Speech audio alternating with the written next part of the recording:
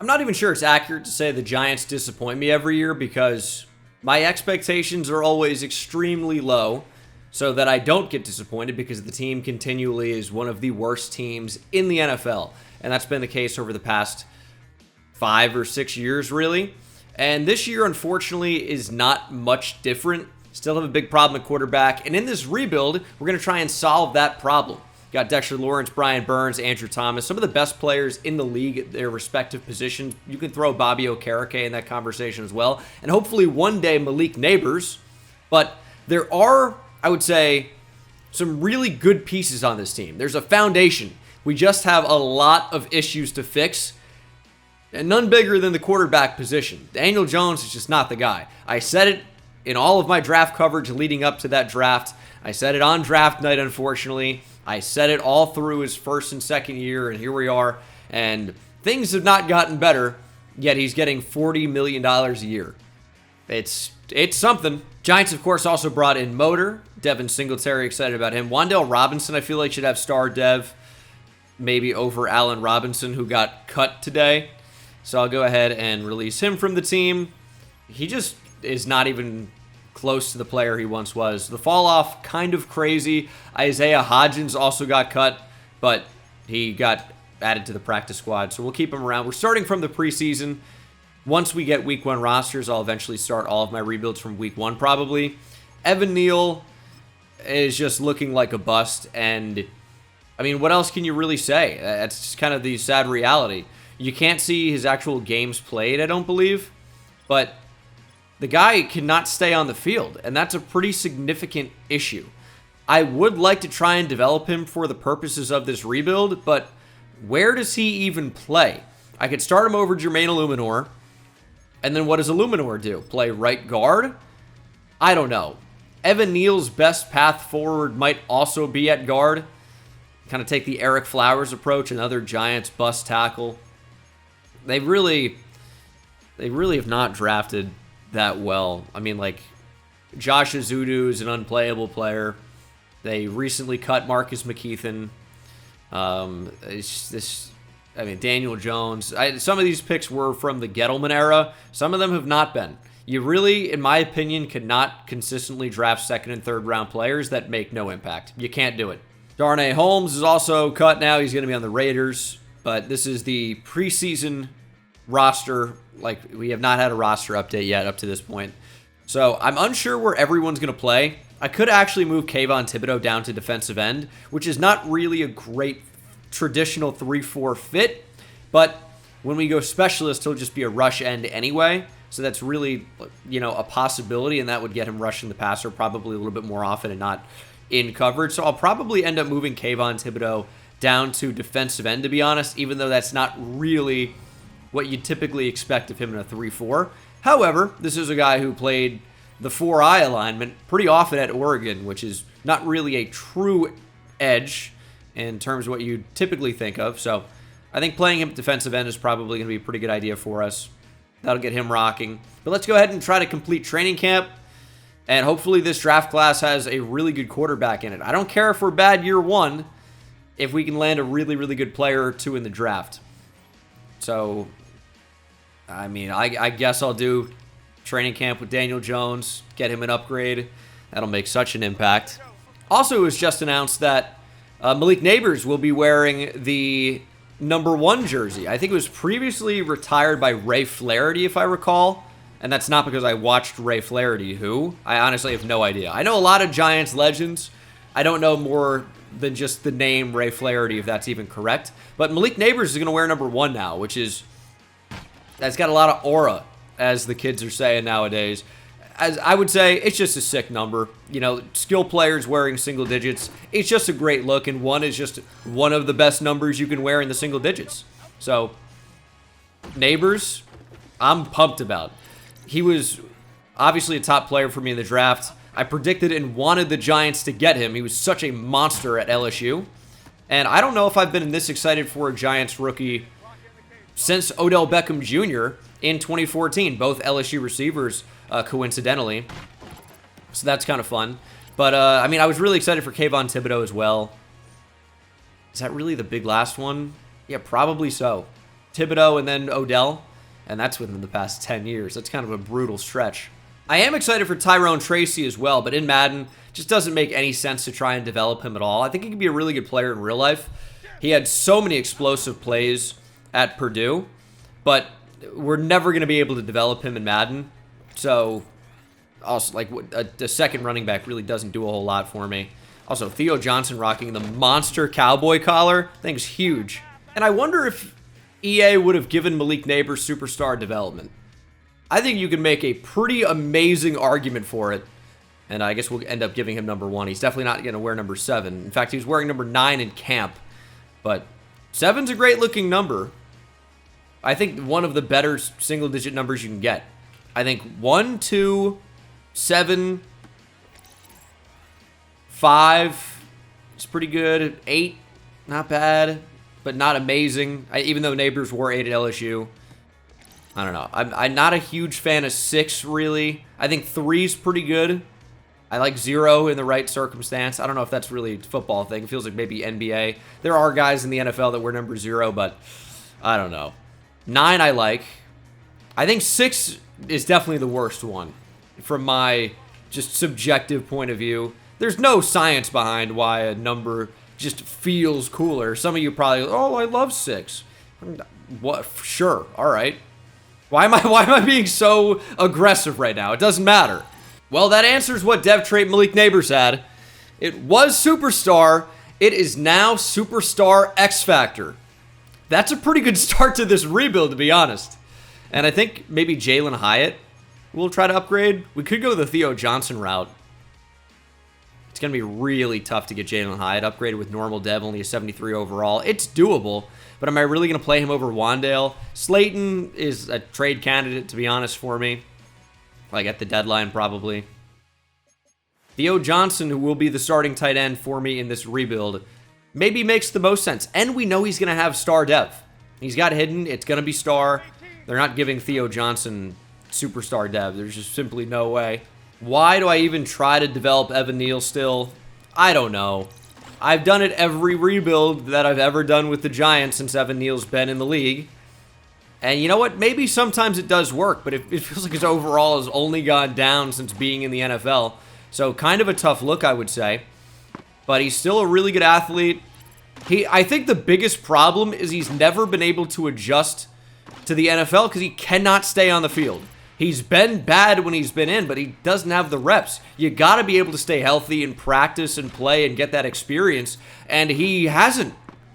And that's a problem. Like, the offensive line, there's not a more important position where durability comes into effect, I would say. Like, obviously, you got to stay healthy wherever, but it's particularly important with the offensive line. Just being a good, solid, fixture that can come in and start 15 plus games every year, ideally 17 at this point, but that's extremely valuable. Neal's maybe played a combined 15 games his entire career. He's played 20. He's played 20 games in 2 years.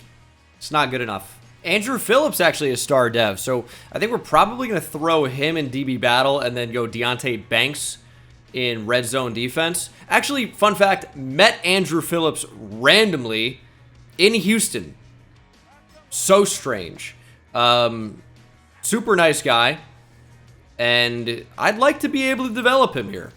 I don't feel so strongly about the rest of the entire secondary in this rebuild.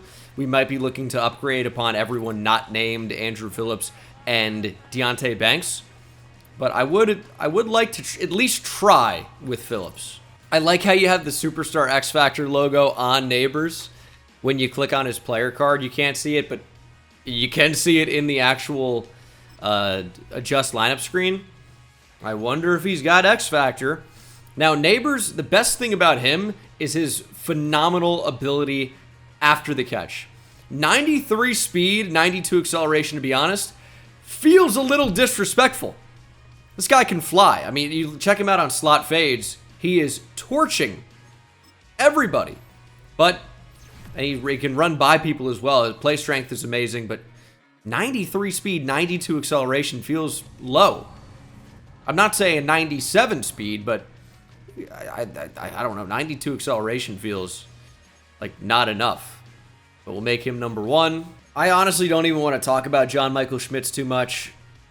It's just, you have high expectations with a second round pick, especially someone that, had such a great career like he did at Minnesota. There was thought maybe that he could even sneak into the first round, which you don't see a lot of centers do. And he just hasn't been great yet. There is a learning curve. I get that.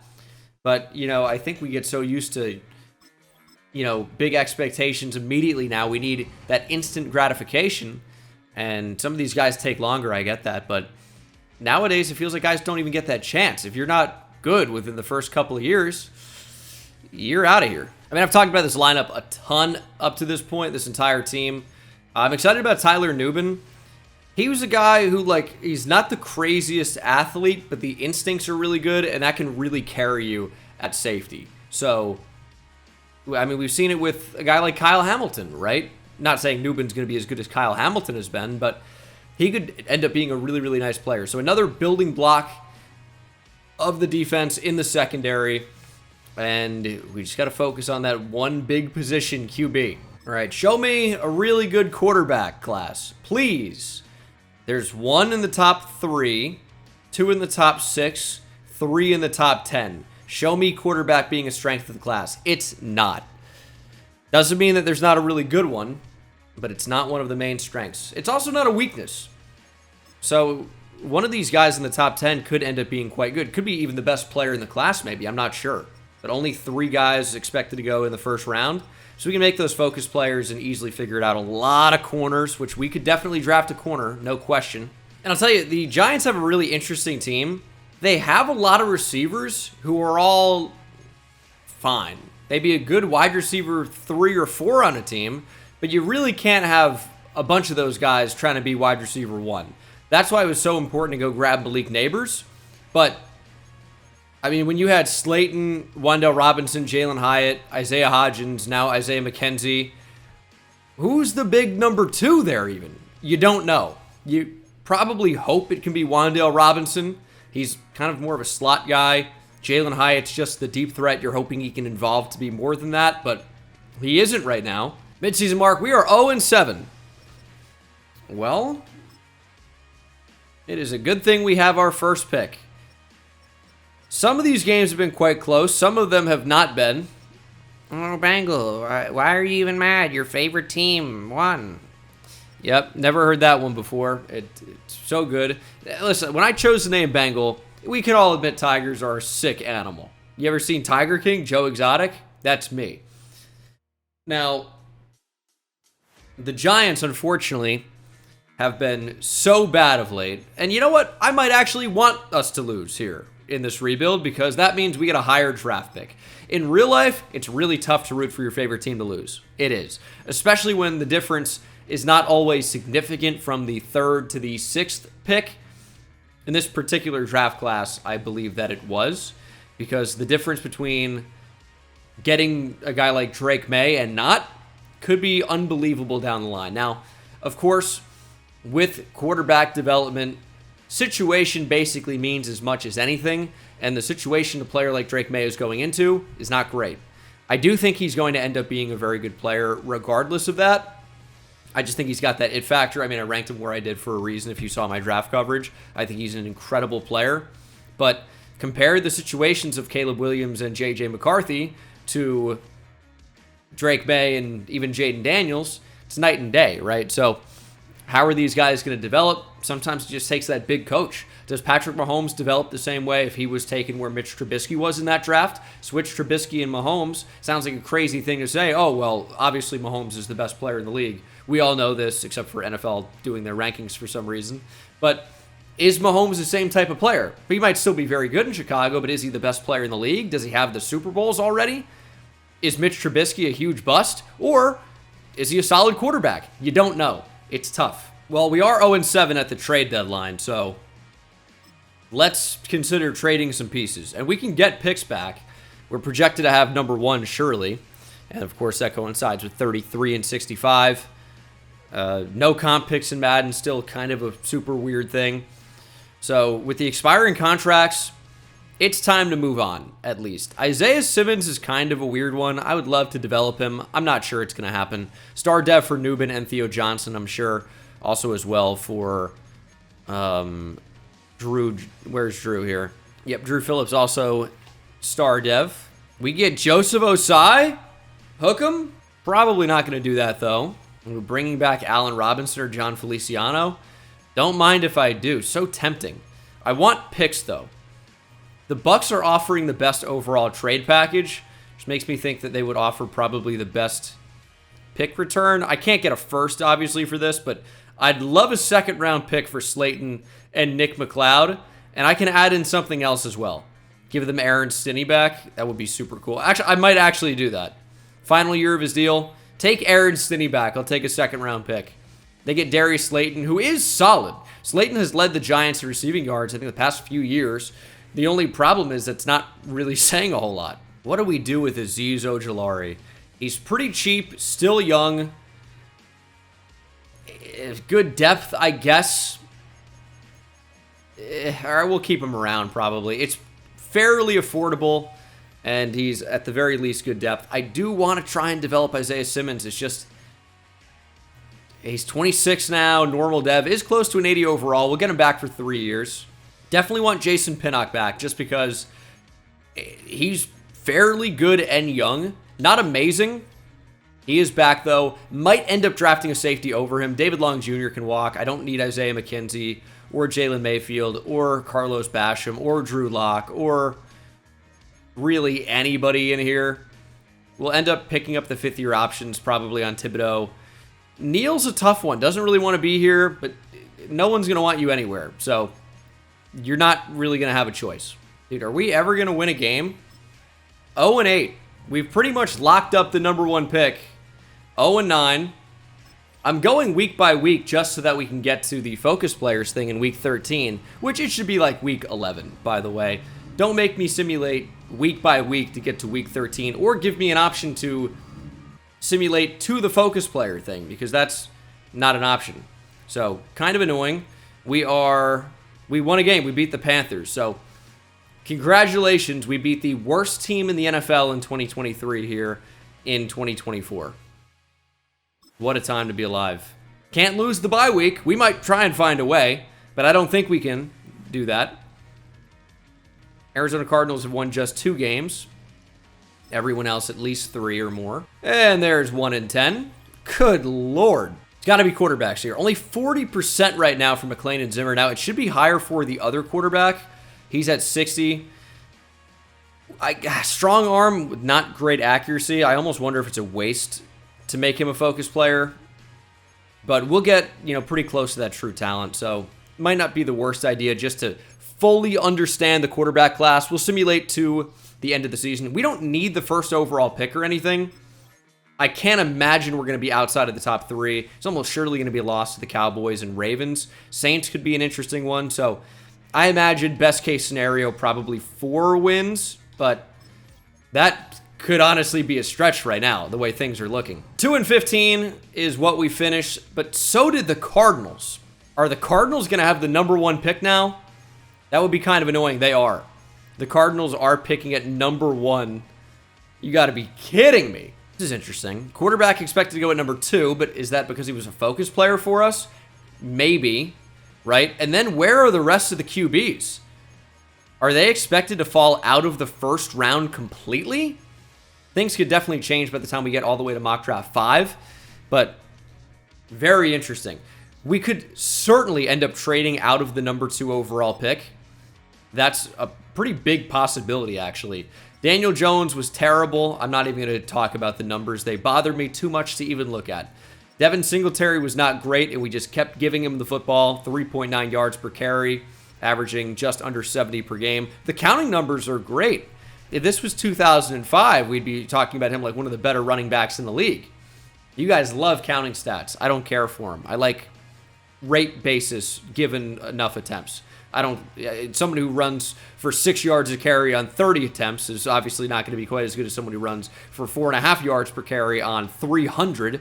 But, you get close to 300 attempts, average below 4 yards per carry. I don't love it, but that could be an offensive line issue. There's no number you can look at in football to determine how good a player is.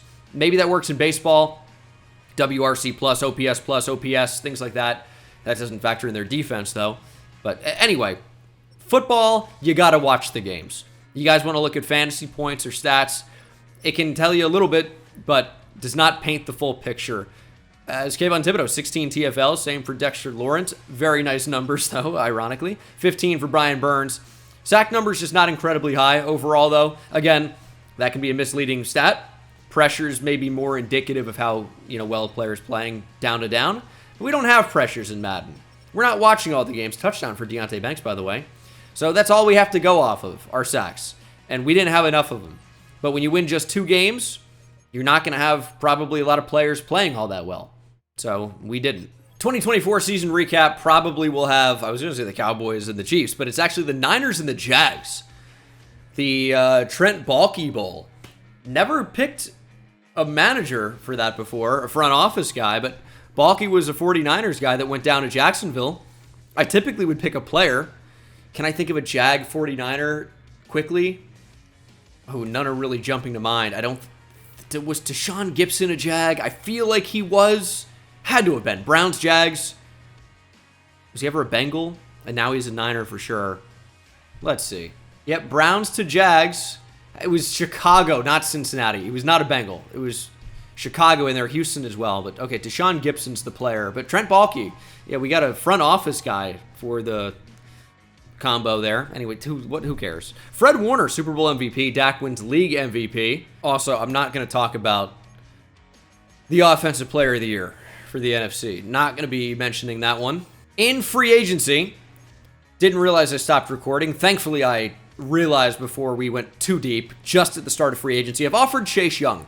Not going to offer him anything crazy. It's kind of a weird fit, but it's something that works in Madden.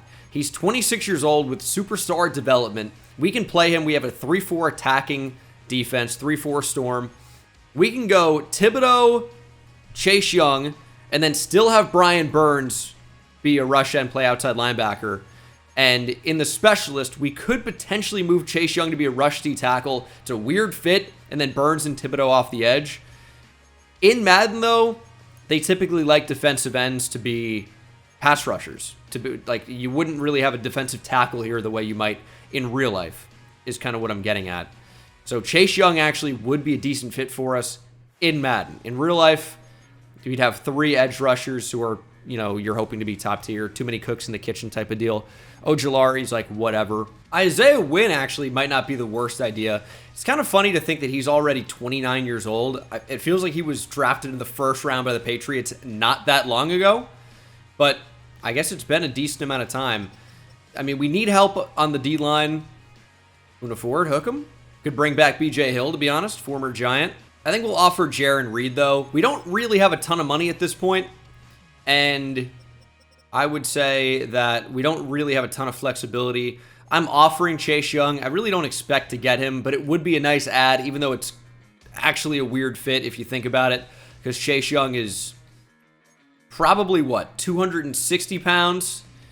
But we'll see if we get him. I'm going to leave the offer just as it is. And we got Isaiah Wynn. Chase Young, of course, declines me again, goes back to the Commanders, and we'll hopefully add Jaron Reed to the class along Isaiah Wynn. So upgrades on both sides of our offensive and defensive line, both sides of the line. And that's pretty much all I'm going to do. The cap space isn't in a great spot right now because we have an albatross contract in the form of Daniel Jones, and we can't afford to cut him.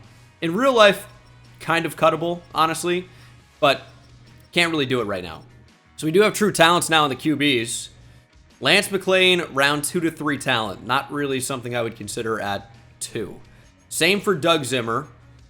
Same for Cole McNeil. It is not a strong quarterback class at all.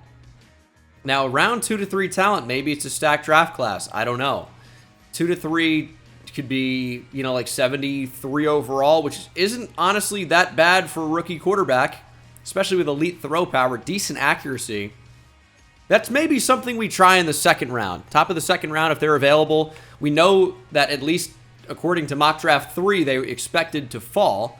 So what does Mock Draft 5 say? Well, they don't expect us to take a quarterback. That's for sure. Trading down with the Bears maybe and taking Percy Scott, who's a top 5 talent in the class, could be good. Maybe a safety as well. A zone coverage, B man, only C press. Zimmer expected to go at number 7. So that's 1 quarterback in the first round so far. And then no other QBs expected to go in round 1. It's an interesting player, by the way. Elite acceleration, agility, jumping, and speed as a potential UDFA. He's got a spectacular catch. Seems like he's got no idea what a route even is, if it's not deep down the field. But that's actually a really interesting player for a potential UDFA, and he's gone forever. Who? Jalen Waddle? Nope. Where was this guy? No idea what his name is. Sean Stevenson, the only elite speed player in the entire receiving class. Okay, we have some interesting centers. Joshua Becker, I don't mind. I don't know if I love this whole new screen. It's a lot of information, which is good, but I don't know that I like. It's a lot to process all at once. That could just be a me problem. It wasn't perfect the way it was prior. This is probably an upgrade. I just wish, I don't know, I wish I could see the most relevant information right away, and it doesn't reset me. Now, it would be nice to remember the names of anyone that I actually click on, but I don't have those capabilities, apparently. There could be some good players in this class, though. Just added Dwayne Dickerson, A power moves, A tackle. C block shed is not terrible. He's 391 pounds. I'd hope you have elite strength. Speed, maybe not amazing. Is this like Devondre Sweat? You'd expect the block shed to be a bit higher. 391 pounds, you can play on my team. That's insane. Now, that's like too big, but also 350 is borderline too big. And there's a 350-pound player in this class. Day 3 guy, B block shed. I need more help on the D-line. I might want to add him in as well. Another guy here, Emmett Miles, top 5 talent at corner. Yeah, we could definitely use corner. He just looks really well-rounded, maybe not elite anywhere. A block shed, A hit power is actually very interesting, but for a corner, so it's not like it's going to be anything super crazy. 3 top 5 corners, actually. And another 21-year-old, Spencer Yates, another guy that doesn't look really all that good in any one area. Pretty good wheels.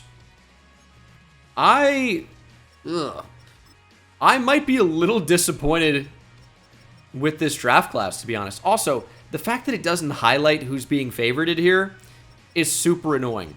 How am I supposed to follow it if I don't know who's actually been favorited and who has not been? Like, this is kind of a screen that I prefer a little bit, but I don't know. I get the appeal of the other one as well. This, I guess, is maybe what I was more used to last year, but I feel like it's easy to just quickly identify, and maybe there's a way to see that, and I was just in the wrong screen. Because you can see this when you're looking for private workout guys, but I don't know. I'll tell you, Derek Jackson looks really interesting. From Florida A&M, HBCU guy, speed rusher with B zone coverage is quite a combination. You don't typically see that. Elite speed and jumping, but only ran about 4.6. And he's not a speed rusher, I'll tell you that. He has D finesse moves, so he's just not that archetype. I guess he's just fast. So strange. I'll tell you, I also like the look of Darrell Ivory at receiver. I made him one of our focus players. He'll be up to 100%. The solid speed doesn't particularly impress me, but it still could be good at like 90, and the everything else is good. So I am actually considering that. I think there's a chance he'll be a top 5 player in the class. We know there are 3 corners who are top 5 talents, and Emmett Miles expected to go at number 22. Bringing Antoine Rutherford to East Rutherford actually feels fun. Spencer Yates at 26. And I don't mind the look of Jose Spain, to be honest. So, I don't know. Round 1 to 2 talent I get, but I don't know, looks to be pretty good. And also, I'm sure this is going to be the class where we get a top 5 player, and they're just going to be normal dev, just because it sucks to be me. Okay, Cardinals at number 1. They decide to go with Greg Murray as projected, and I will be taking calls for the number 2 overall pick. I'd like to accumulate at least, I don't even need to accumulate, what is this, SAT, whatever. I can just say I'd like to get 3 first-round picks for this. which is what I'm going to be looking for. This is too light of an offer. Way too light. Although, the Cardinals offering a first and a first in the next 2 years, that's actually pretty intriguing. Darrell Ivory is a top 5 talent, by the way, now that he's 100% scouted. So for a team that needs a receiver like we do, I mean, it's not a terrible option. Okay, a lot happening right now. We are trading the number 2 overall pick, a 2nd in 2027, a 5th this year, a 7th this year, and a 4th next year. In return from the Colts, we're getting a first-round pick that's number 6 overall. We are getting a first-round pick next year and the year after that, as well as a third-round pick this year. There are some guys in the middle rounds that I'm obviously pretty interested in, particularly on the defensive line with some of those like super big defensive tackles. So kind of planning on taking one of those guys in that range. I would prefer to snag Dwayne Dickerson before Khalid Burnett. No question.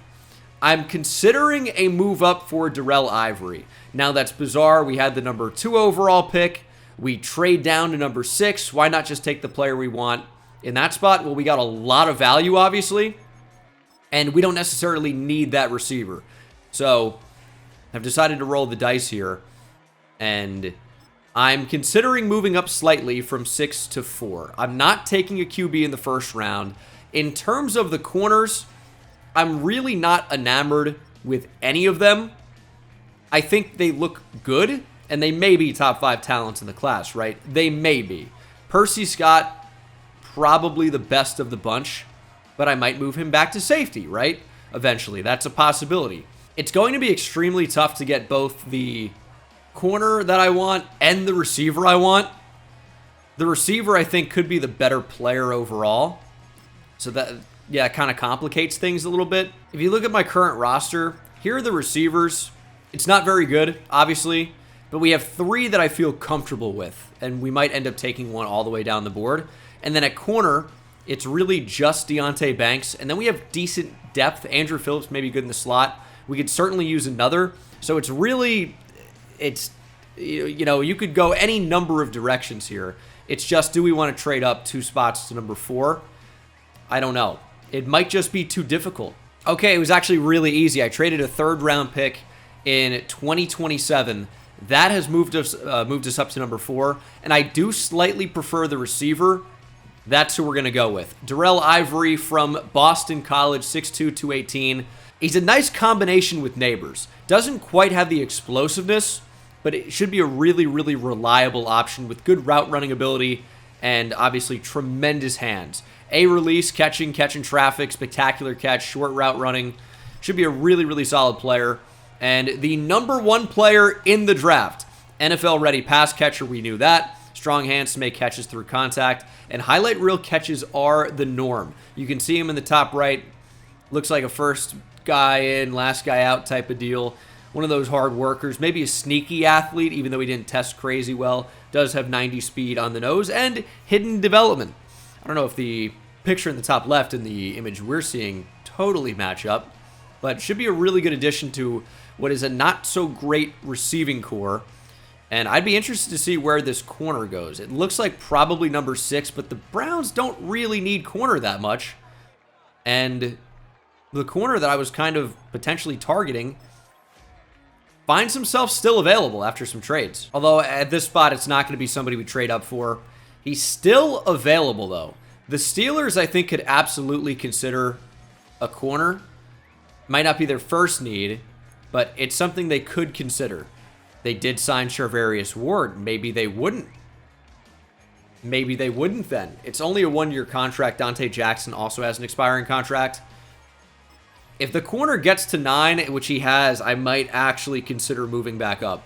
Not all top 5 talents are created equal, right? If we sort by the top 5 talents, there are 3 of them. Percy Scott is the oldest, okay?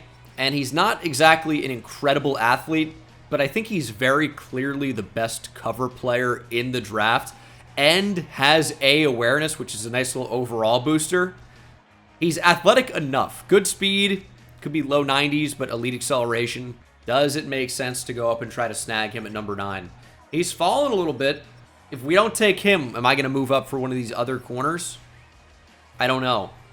Emmett Miles, I'm not exactly crazy about. Does have great speed. Looks to be a pretty good player. Maybe not exceptional, but pretty good.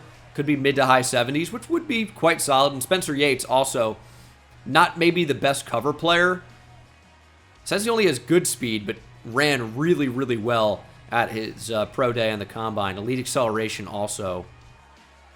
He looks like the worst of the three, but maybe he's the best athlete.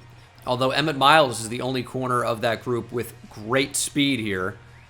So, I don't know. Not trading up for a 5'10", 23-year-old corner.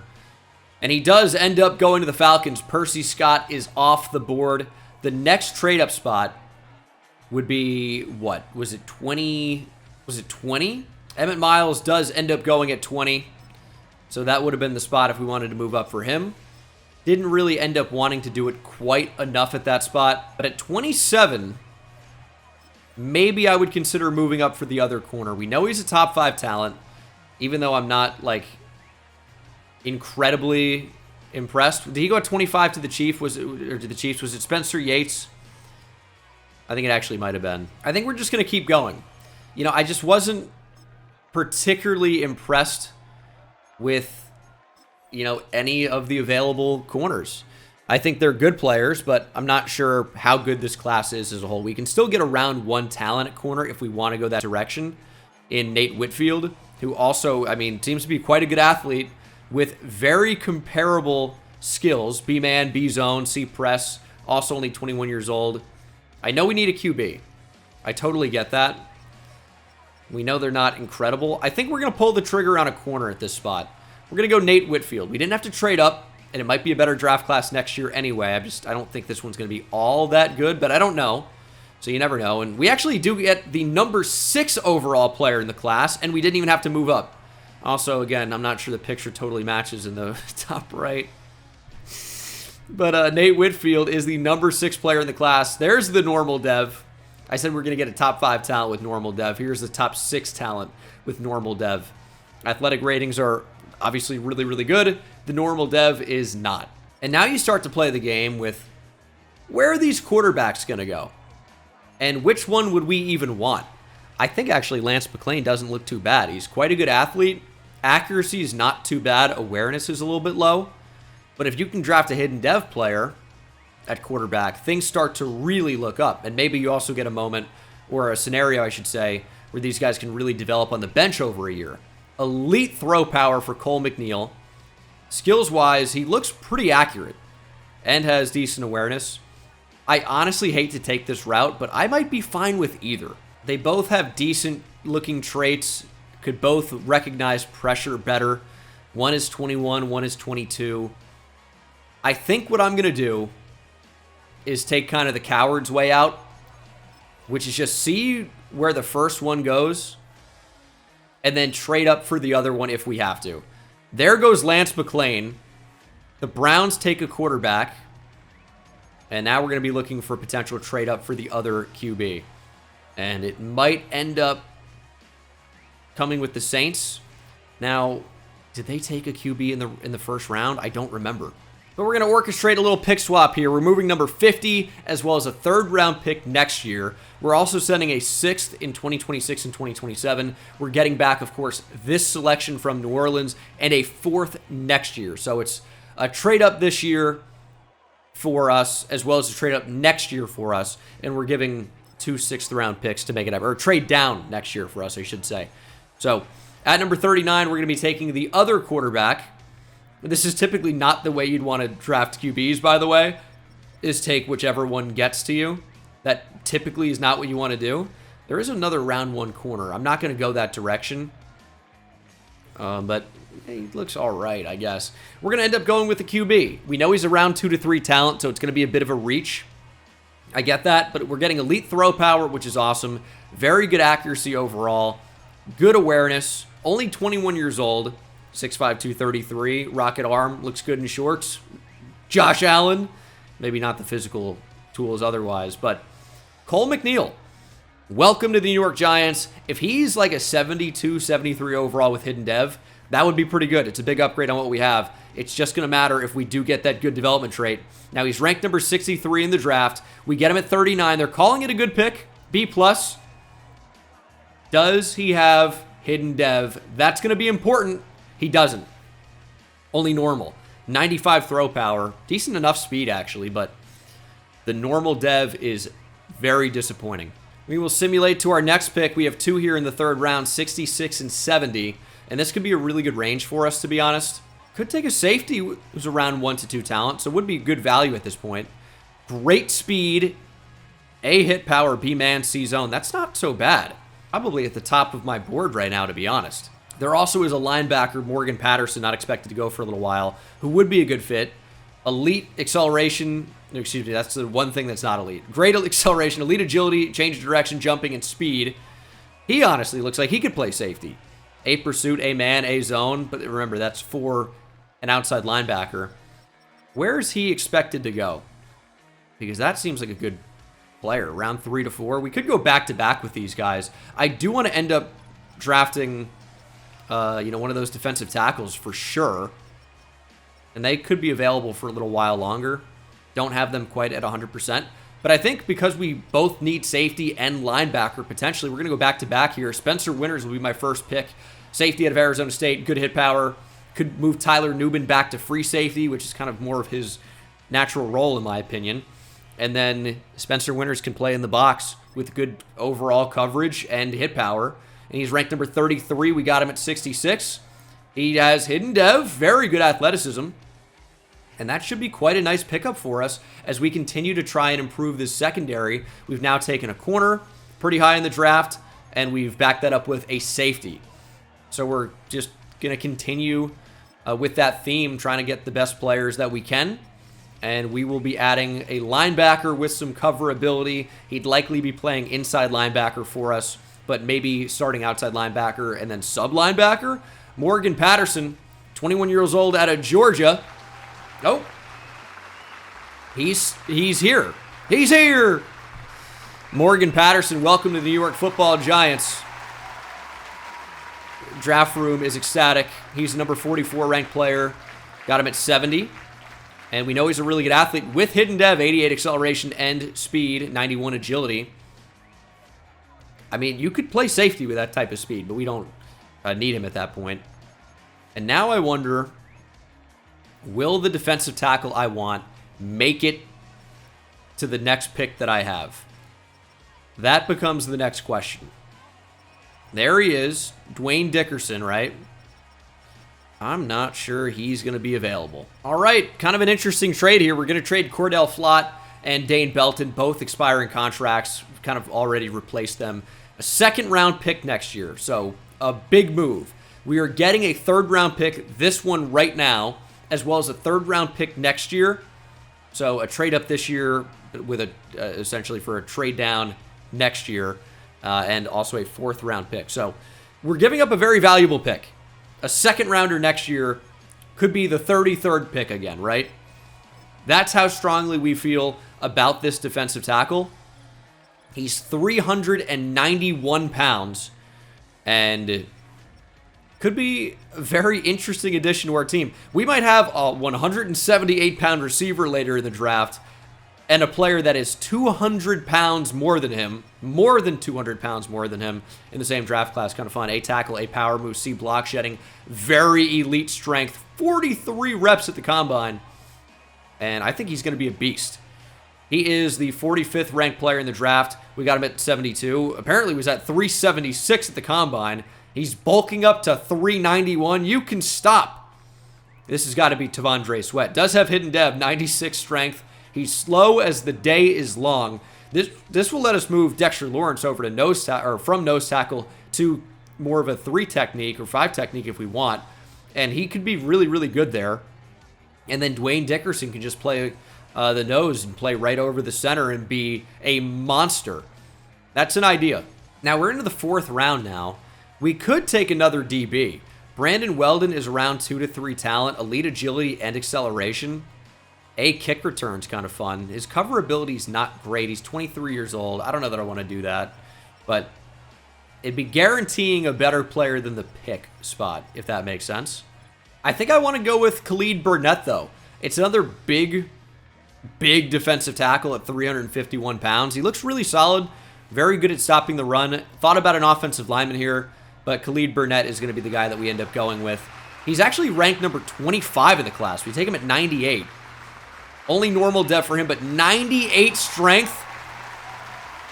The crowd is uproarious for Khalid Burnett. I mean, that's a pretty good pick. Number 25 in the class. Got him in the 4th round. And we don't pick again for a little while. There were 2 good-looking centers.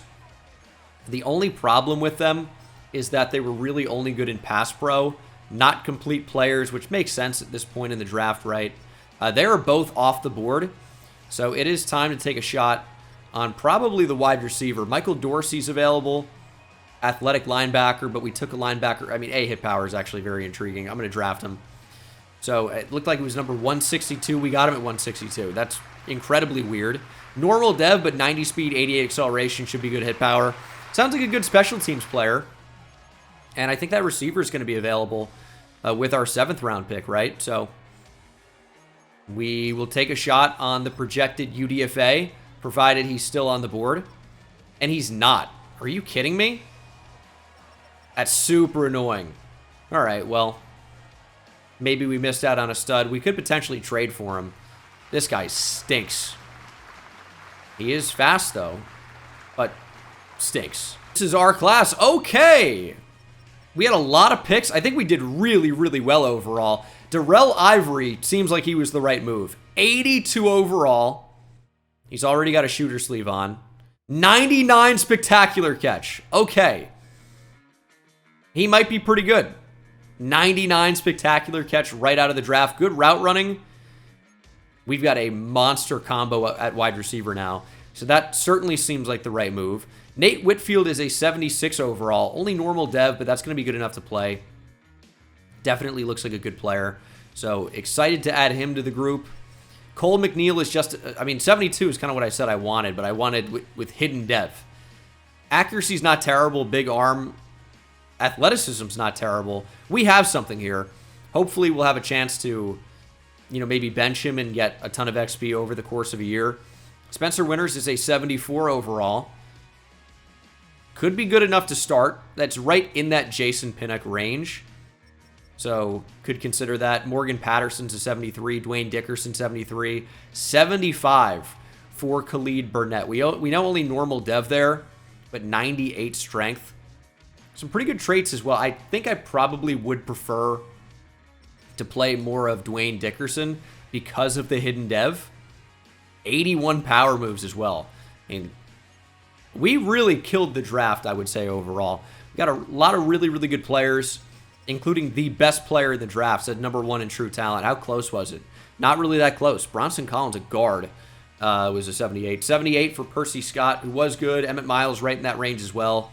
Whitfield was a 76, as was Spencer Yates, but that's the problem. Top 5 talent tied with the number 6 talent, and also the number, 15 talent, or something in that range. Khalid Burnett, one of the better players in the entire draft, and we got him in the 4th round. That was, looks like one of the best picks of the entire draft. Tashawn Stevenson is a 72 overall, by the way, with hidden development. 99 agility, 88 spectacular catch. This was a UDFA. I'm going to trade for him. Did I really need the random linebacker over him? I thought he'd be available, is I think what it came down to. And I know are you really trading for a player that just got drafted? Let me tell you something here, right? Let me search Lynn Bowden Jr. or Lynn Bowden. Lynn Bowden Jr. He was a 3rd round pick of the Raiders, right? Never played a snap for the Raiders. He was traded before the season even started, if I recall. He was a 3rd round pick, number 80 overall. This is a 6th round pick. He's just being so bad in camp, blah, blah, blah, blah, blah. I'm trading 2 4th rounders to get him. Please work. Oh, the cap doesn't work. Ugh. All right, I'll wait until the start of the regular season. Got to remember, he's a Falcon. Curious about the delivery here for McNeil. The motion. It doesn't seem particularly fast. I don't know if it's super long. He kind of is like a giraffe in the pocket. Kind of reminds me of Mike Glennon with that movement. Well, we found out the dev trait for another rookie receiver. It was only star for the 82 overall, but is now upgraded to superstar. So that's always cool to see. Theo Johnson's also nearly an 80 overall. So things are going pretty well. Other than we won 2 games last year. That's not very good. But other than that, other than the record, other than the whole winning part, wow, things are going great. But a good draft class, that could potentially change everything. Morgan Patterson, the double red sleeves. What a look. I think because of him having at least star dev, I think there's a chance that we try and get him more playing time over Isaiah Simmons. It's kind of giving up on Isaiah Simmons, or more than kind of. And Simmons can still see the field, right? But Patterson might have that more long-term potential. If we can get him to win Defensive Player of the Year, or, well, that'd be crazy, but Defensive Rookie of the Year, well, that's probably superstar dev if he doesn't have it already, which he is unlikely to, but he might. I don't know. I don't know what that route is. What am I doing? But, yeah, we'll get gold easy. I think it just makes the most sense to start the younger player. Isaiah Simmons in my head is still like only 24 years old, but he's not. At this point in the game, he's like 27. It's a lot more difficult to develop that because how many more years can they even develop for? Like 1. So that's kind of challenging. So I've rearranged the team here. I like the look of it. Lawrence, of course, has moved over to right end. He's lost an overall point or 2, but he's still obviously very, very good. Sexy Dexy. Got Dickerson at the nose now. He's 391 pounds. He was never going to play defensive end for me. And I am going to start Morgan Patterson over Isaiah Simmons. He's just 21 compared to 27. Also quite a good athlete and good in coverage. I think there's going to be something here. Even if he only has star dev, that's still better than what Isaiah Simmons has. And he should develop faster because he's younger by a lot. And we know he has a better dev trait for a fact. You know, the worst one is normal, and that, unfortunately, is what Isaiah Simmons has. So, Neighbors, first one free, whatever. I still don't know if X Factors do anything in simulation. I kind of don't think so, but I don't know. We know that Darrell Ivory has superstar dev now. It was upgraded. But I really like the look of the defense, and I'm hoping these guys take a big step up. I will be changing the offensive playbook because whatever we're in now is terrible. I think now that we have better defensive players, our defense will play better, but I cannot run it back with whatever Giants playbook was doing last year. We're doing nothing good offensively at all. We'll try Jacksonville. I actually kind of want to try Jacksonville defense as well. We'll try it. The Jags do so well in simulation, and I think that could work for us pretty well. We'll see. Okay, we have a storyline here on the sideline. Is this going to be rookie quarterback related? We'll see. It's not going to be. It's going to be talking about the team's identity. At least on defense. We should be able to create turnovers and sack the quarterback. We have great defensive linemen. I think 40 sacks is well more achievable than 18 interceptions. Are you kidding me? Sometimes we're lucky if we get like 8 interceptions, let alone 18. 40 sacks is actually achievable.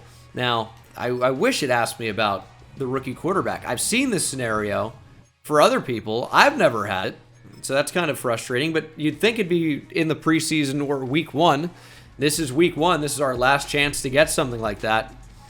So I guess we're not going to get it. Our offense should be pretty good, though, but I'm only going to start the rookie quarterback if we don't get that scenario. Run D, this doesn't really matter. Here it is! Fans are curious how you're going to handle your rookie quarterback's development. What do you mean? All right, well, please elaborate. I have no idea what that means. In the past, teams have had success doing some stuff. Will you play your rookie quarterback this season or let him sit? We're going to let him sit. Who doesn't want another year of Daniel Jones? We're stuck with him anyway with the contract, so he will sit. Can you commit 100% to that? I can. He'll play less than 3 games. That's a fact. This could be huge in terms of skill points and hopefully also development trait. We might even sign a quarterback to go in between him and Daniel Jones. Literally no chance that he sees the field. That's kind of what I'm hoping for. Joe Flacco, welcome back to New York. Now, there are two ways to go about that particular statement. One, he's never played on the Giants. He played on the Jets. And two, the Giants and Jets don't even play in New York. So it's fun any way you dice it. Watch this be the class, by the way, that has good quarterbacks. The number one pick is a quarterback from San Diego State. Although not a strength of the class. Wide receiver is, though. We could still be in the market for a receiver, and we should have some top picks in this draft as well. Cole McNeil does have the QB of the future and day one starter tag, but none of those will be true. Maybe Mentor actually makes him upgrade even faster, but Daniel Jones, can't believe I'm saying this, will be our starter for another season. It's a choice. We actually win week one. We're 1-0. We did play the Cardinals, though, who were the worst team in the NFL last year. They had the number one overall pick for a reason. But all right, Coach, we're going to spend extra time developing the rookie quarterback. Good. We'll work on everything, but is there any general area you want us to develop in his game? Surprise me you choose is not a good answer. Arm strength is crazy, but speed is good. Accuracy, obviously, we want. Speed, does that do anything for me? I'm thinking play action never gets upgraded in simulation. Ooh, let's develop them all. Just take all of it. I know that might seem like a missed opportunity because accuracy is really important, but accuracy is something that just generally gets upgraded over time anyway. So, I don't know. I'm thinking that we'll try to upgrade the things I typically don't see getting upgraded. And for a strong arm quarterback, throw on the run, throw under pressure would probably be, but play action, that never gets touched. Also, for our rookie receiver, looking at 60 catches and 800 yards for 9,000 XP. I don't know how he's going to perform at all in Jacksonville playbook. I don't know if it's going to be good.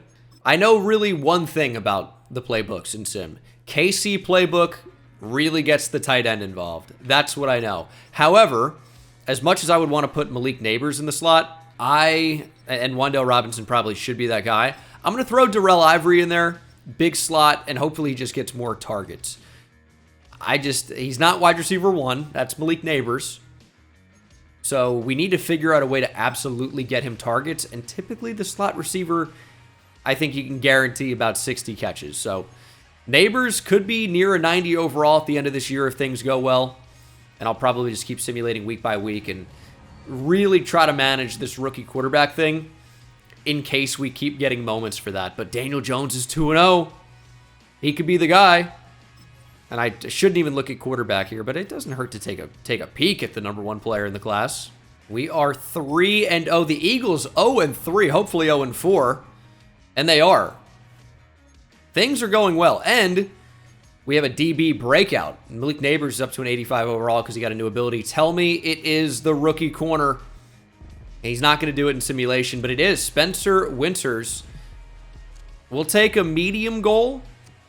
Maybe gets a pass breakup or two. 4+ tackles, 2+ pass deflections to upgrade his dev trait. I don't know what it would be if we had no expectations at all. But those things seem like they could be achievable. And I believe he's our slot corner. And those guys get targeted a little bit more in simulation, I would say. Ooh, Spencer Winters is actually the DB. That's right. That's right. He's a starting strong safety, if I didn't mention it. Tyler Nubin moved back to free safety. All right. Could be doable. I have more doubts about a safety getting 2+ pass deflections, but I suppose it's a possibility. We win 19-17. We are 5-0. Are we really going to go from 2 wins? We've already more than doubled it. But Spencer Winters did not complete his dev trait upgrade, unfortunately. Week 8, this is the trade deadline.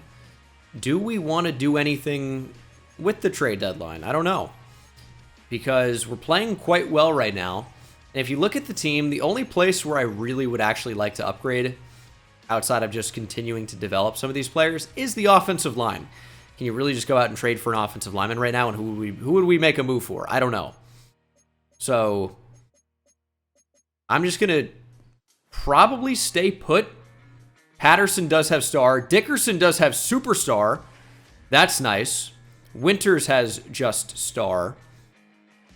But Dickerson having superstar is pretty big. 11 players with who need extensions. Thibodeau we did not extend so that we could do it now. It's expensive, but it'd be more expensive if he was a 90 overall, right? So he wants to be here. I think for what he could turn into at just 24 years old, this is actually affordable. Gets as expensive as $25.5 million per year in 2031. It's a 6-year deal. Might even be able to take the money down slightly. And Kayvon Thibodeau is back long-term. Wan'Dale Robinson, I'm not really as interested in. I know he's young, underdog for the Super Bowl chase. You better check our record, buddy. We're going to wait to extend him. Micah McFadden we no longer need. Daniel Bellinger is decent depth, but not for that price tag. You just draft a tight end and do better. No longer need a Luminor. Jaron Reed we won't need. Can pick up the 5th-year option on Deonte Banks if we want to go that direction. But I'm not really thrilled with all those players who will be free agents. I don't really think we need any of them. We have a linebacker breakout as well. I really don't typically go week by week. And we don't really get upgrades anyway. Morgan Patterson, 6+ tackles and 1 sack pick or forced fumble. I don't think he's going to do that. It's just a lot to ask of an inside linebacker to get a sack, I think, really. In simulation especially, I don't think that's going to happen. How about... Oh, he's not going to do any of these. But 6+ tackles and 1 TFL, that seems more doable. Probably not going to happen in simulation, but it'll upgrade his dev trait to superstar if he's able to do it. I suppose it's possible. He just got crushed by the Raiders. But this would be really big for a rookie to just go straight up to superstar dev. We win 30-24. Tell me Morgan Patterson had a big-time game. He's going to get 2,500 XP if he didn't, which is good. But that was a heck of a game you had this week. You look dominant. I love to see it. I love that. That's got to be superstar dev. And it is. Morgan Patterson also gains 4,500 XP and an extra 1,000 for being a scheme fit bonus. How about that? Playing him over Isaiah Simmons. Seems like the right call for sure now. Mark Williams looks like he could be insane. Don't really need a quarterback, though, is the thing, right? Also, I remember I didn't end up trading for the receiver. It felt like a little bit corny. I know I rationalized it, and I totally could have, right? But it just did feel a little bit corny, so I decided against it. Could also get a dev trade upgrade for Kayvon Thibodeau. I mean, let's shoot for a medium goal. That might be like 2+ sacks, though, which is... Yep, it's 2+ sacks for a dev trade upgrade. If he does it, though, it's superstar X Factor. He's already a superstar. We're going up against the Saints O-line. It's tough to find a better matchup in the league than that. Tackle's been a problem for them, but unfortunately we lose 24-17. Probably doesn't bode well for Kayvon Thibodeau, and he did not have 2+ sacks. Dude, imagine if he could go down from superstar. It said still has superstar. Imagine if he's star now. That would be devastating. Oh my goodness, I never even considered that could be an option. I'm not sure that it is, but it could be. Kind of falling off a bit now. We're 9-7. We have to play the 12-4 Chiefs. Are they going to potentially stop us from getting into the playoffs? Week 18 here, though. This is why I went week by week. Trying to make sure we don't have a quarterback thing. So we focused on what you asked us to. And because he had so much time to develop, he had a major breakthrough. I feel like he'll be ready to compete for the starting job next year. Mahomes effect. Oh my goodness. He earned 40,000 XP because he had time to develop all season, and his throw on the run, throw under pressure, and play action increased by 1. That's a little bit underwhelming. But 40,000 XP is not underwhelming. 40,000 XP is significant. Now, if you recall, Mahomes did actually play in the final week of that season. But McNeil, 3 skill points only for 40,000 XP? That feels incorrect. All right. Well, we upgraded Field General. The rest probably upgraded to Strong Arm. Accuracy could be better, obviously, but they would have got +1s anyway. So he's a 77 now. As a 21-year-old, that's pretty good. I wish the dev trait increased. Feels kind of rude that it did not. We finished 9-8. Now, very interesting. The NFC was really, really, really ungodly terrible. The Eagles made the playoffs at 7-10 as the 7 seed. Okay. Well, the Giants have historically done really well against the Packers in the playoffs, with the exception, of course, of the 2016 season, where the Packers knocked them out. I think Aaron Rodgers had a Hail Mary. Of course he did, like before the half, and things just went downhill from there. But these are the season stats. Daniel Jones, 3,300 yards passing, 22 touchdowns to 11 picks. He stinks. Devin Singletary was about the same, 10 touchdowns. Darrell Ivory did complete his goal, 76 catches for over 1,000 yards, 8 touchdowns. Neighbors probably goes in the slot next season. Our linebackers, I think we're supposed to combine for 200-plus tackles, which they didn't do, just shy. Although our D-line was amazing. Thibodeau, 15 TFLs, 14 for Burns, 13 for Dexter Lawrence, 8 for Dwayne Dickerson, who got no pressure, but that's okay because we had 10 sacks from Burns, 10 from Thibodeau, and 11 for Dexter Lawrence. Don't tell me this is 18 picks. 8 for the rookies, by the way. Whitfield and Winters combined. Big W's with the start of their last names. And then we have 1, 2, 3, 4, 5, 16. No, it didn't combine with that. It was 8, so 14. Okay. I said 16. I'm like, the first number was definitely 8, right? But I counted to 6 and I just assumed 10. That was an interesting call. This is so stupid. This one's broken. Ryan Clark was listening to the expectations you set for Darrell Ivory, who exceeded both of the expectations, by the way. Exceeded both. And we're disappointed because we didn't meet it. No, we did actually meet it. We did. We exceeded. Like, pretty clearly. Ryan Clark roasting us again. Did we not have 40-plus sacks? That one I'm not exactly sure about because we had our first 3... each had double-digit sacks. I would assume that we got there, but maybe we didn't. Maybe we were just shy. Yeah, we're going to be. This is like 35 or so. Okay, well, that one makes sense at least. I'm so sick about hearing about Ryan Clark. We shut the experts up. They made their tackles, and that really helped our run D. Okay, well, they didn't. It was the 2 starting linebackers, inside linebackers, not counting the outside guys, from what I remember. So we were short.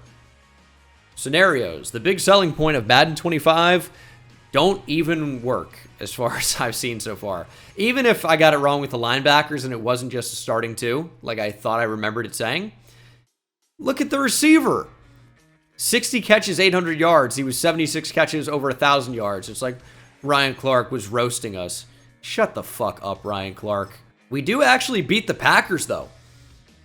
And we'll move on to the divisional, where we wait for the New Orleans Saints. Actually have to go to New Orleans, and that would be where our season comes to an end. I don't know why we can't see the score. That feels like that would be a no-brainer, but the final was 20-17, 31-28 over the Packers. But the fact that I have to jump in here to see it is kind of annoying. 2025 season recap has the Cowboys smashing the Raiders in the Super Bowl. Micah Parsons wins Super Bowl MVP. Lamar wins NFL MVP. Dan Hampton, Coach of the Year with the Jets. Is that a Dan Hampton reference? He's never been a coach as far as I can tell. But of course, a former monster defensive lineman on the Monsters of the Midway with the Bears. Pro Football Hall of Famer. I don't know if that's just a complete coincidence. I would bet that it's not. We don't get Offensive Rookie or Defensive Rookie of the Year. Those are 2 NFC teams, unfortunately. So, not going to get any dev trade upgrades from that. We could get it from something else, though.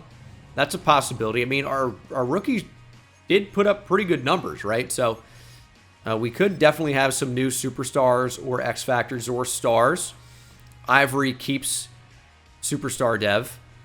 Neighbors, of course, has been an X Factor. John Michael Schmitz no longer has star dev.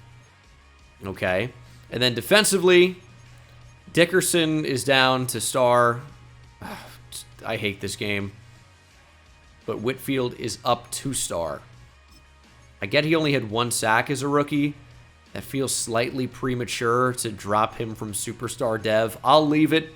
Whitfield gets star. That's fine, but definitely a little annoying to say the least. 10 players ready to negotiate contract extensions. We'll pick up the 5th year on Deonte Banks. I would like to keep Wan'Dale Robinson around. He's just kind of annoyingly expensive. I don't really want to pay him $10 million a year. Like, that seems a little insane for Wan'Dale Robinson, but I'll do it to keep him around. It's very annoying that I have to do that, but our option is we don't get Wan'Dale Robinson, which maybe I should have done that. But it's only a 2-year deal, so we're not really bogged down for too long. In free agency, we have enough money to offer big on somebody. Brock Purdy's in here. That would be really the only player we go after, but we don't have $60 million a year to offer him. So not going to go that route. It would really just, again, be offensive line. Zach Tom is interesting to me at left tackle, but I think we're probably just going to save our money. In free agency, we have Brock Purdy, who is really the only player that would even be of any interest to me, probably, because superstar dev, 26 years old, 91 overall quarterback. We don't have $60 million, and we drafted a quarterback with a top 50-ish pick last year. We do need a kicker. Graham Gano is Graham Gagan. It's maybe not a great one. Cade York would work. Make him Cade New York. How fun is that? Not that fun. He's a kicker. And we do need depth at tight end. I would take Adam Troutman. A player who I actually thought would be fairly good in the league. Hasn't been up to this point. I was tricked. Now, to be fair, 1, it was difficult to get my hands on Dayton film. 2, very limited games for that reason. But he's also playing at Dayton, right? It's not exactly a top-tier program. So, yeah, you should be dominating. But how is that going to actually translate? And tight end seems to be a really weird position, especially young tight ends. They just are often not very good. McBangle, what about Sam Laporta? What about him? People love the exception and not the rule as I fight potential people that don't exist yet. My favorite thing. And then I said sometimes that's warranted. Nobody might have been thinking Sam Laporta there. But Bengal, here's one example. No, Bengal, I actually have another example. Yeah, there are exceptions, right? But the other day, what was it? I was talking about, I can find it. Oh, yeah, in Raiders franchise, this has 48 likes from a day ago. Bengal talking to invisible haters will never not be funny. And we have love when he argues against an invisible chat about people telling me to throw to Devontae Adams more. I've seen it like 20 times. They exist. I'm not crazy. As I scream in my apartment by myself, alone. Imagine being my neighbor. Imagine being my Malik neighbors. Apologies for that one. But anyway, if you live next door to me and you hear me screaming, you gotta cut me some slack, my neighbor. That's all. That's what you have to do. Anyway, the draft is coming up. How fun is that? Edward Holt, top 5 talent at running back. A, ball carrier vision, A, carrying. If you show me A, juke move, I'm trading up. Great speed, elite acceleration. Only decent change of direction, but great agility. He's got A, juke move. I'll be trading up in the draft for a running back. Did I see A, stiff arm, A, trucking? I'll be trading up for a running back. How fun is that? Very fun. Also, top 5 talent at receiver. We could use another one of those. All right, we have some interesting options. Oh, Bill Cosby relative? Put defenses to sleep and then take advantage of them. Oh, no. Why am I saying that? Why make that joke? There's nothing funny about what Bill Cosby did, which it literally is true. I sounded sarcastic. I'm going to just shut up. I'm getting myself into trouble. A completely unrelated note. We could have Carl Dixon side our offensive line on the interior, that is. Between the tackles, of course, you have the inside of the line, the interior. Carl Dixon, we could use as center. Is that a reach? It's not a reach around. It's a stretch, though. I am on fire. Somebody stop me. Somebody should have stopped. Well, okay. I'm done. You know, I'm going to leave you with this. Apparently, I'm not all the way done. No, but I am, though. Imagine the jokes I keep to myself. Food for thought. If the Falcons take a running back in the top 5, I'll lose it. So we pick at number 11. We should have another first-round pick, maybe in the low 20s. 26. So we will have to move up a significant way if we want the 5th pick, or the 4th pick even, I should say. But it's a move I'm comfortable making, because Ed Holt, Arrested Development, again, best comedy show ever. He looks amazing. He is powerful. He is elusive. He's going to have like 90-plus juke move. If you see a juke move on a running back, they're a guaranteed freak. I mean, that's just pretty much how that goes. I need Edward Holt, even with Devin Singletary. I want the 4th pick. I want the 10th pick. That's what I need. Anything else, whatever, doesn't matter. The Falcons, I mean, you have Bijan Robinson. I almost want to like roll the dice and see if they won't take a running back at number 4. But the mock draft is usually pretty accurate. I'm not going to risk it. But it would be absolutely brain dead. Unless Bijan Robinson has been traded or is dead, you shouldn't take a running back. Here he is. Hook him, of course. He's incredible. But I honestly think we're getting a running back in the mold of Bijan, but, I mean, probably even better athletically. Maybe not quite the change of direction skills that Bijan has, but the speed looks incredible. He just looks insane. I mean, I'm trading up for a running back. It's stupid, but he looks insane. We don't have a second. We do have a first. We have 2 first-round picks next year. I'm going to use that to move up. How about, this is not going to work probably, but a first next year and 26 to move up to 4. I'll probably have to end up moving 11, although that was actually not all that far behind because that top pick is probably projected to be fairly good. 11 is actually fairly close to getting it done. We have a potential defensive tackle we could move. I'd give you Khalid Burnett to get it done, maybe. No, I wouldn't. I'd give you Daniel Jones. You want a quarterback? Hard to get a lot better than Daniel Jones.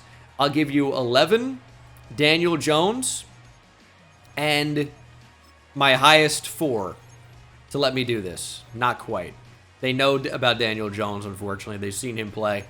How about another 4? There we go. So we're moving up from 11 to 4. The Falcons are getting Daniel Jones. How fun is that? And 2 4th-round picks. Is it the most realistic trade? No, it's not. But it is what it is. Do we see unrealistic trades happen all the time? The Rams, by the way, haven't got a chance to talk about this because I can't do a video on it. No one would care. Even a short, like, who would care? I should have put out a tweet. But Ernest Jones, one of the better young linebackers in the league, traded for nothing from the Rams to the Titans. It was a 5th-round pick for Ernest Jones and a 6th. What are the Rams doing? I ask that actually a lot with Les Snead, the GM of the Rams. But that one, I mean, I know Ernest Jones requested a trade. That's weird. But like, that's one of the worst trades I've seen in a minute.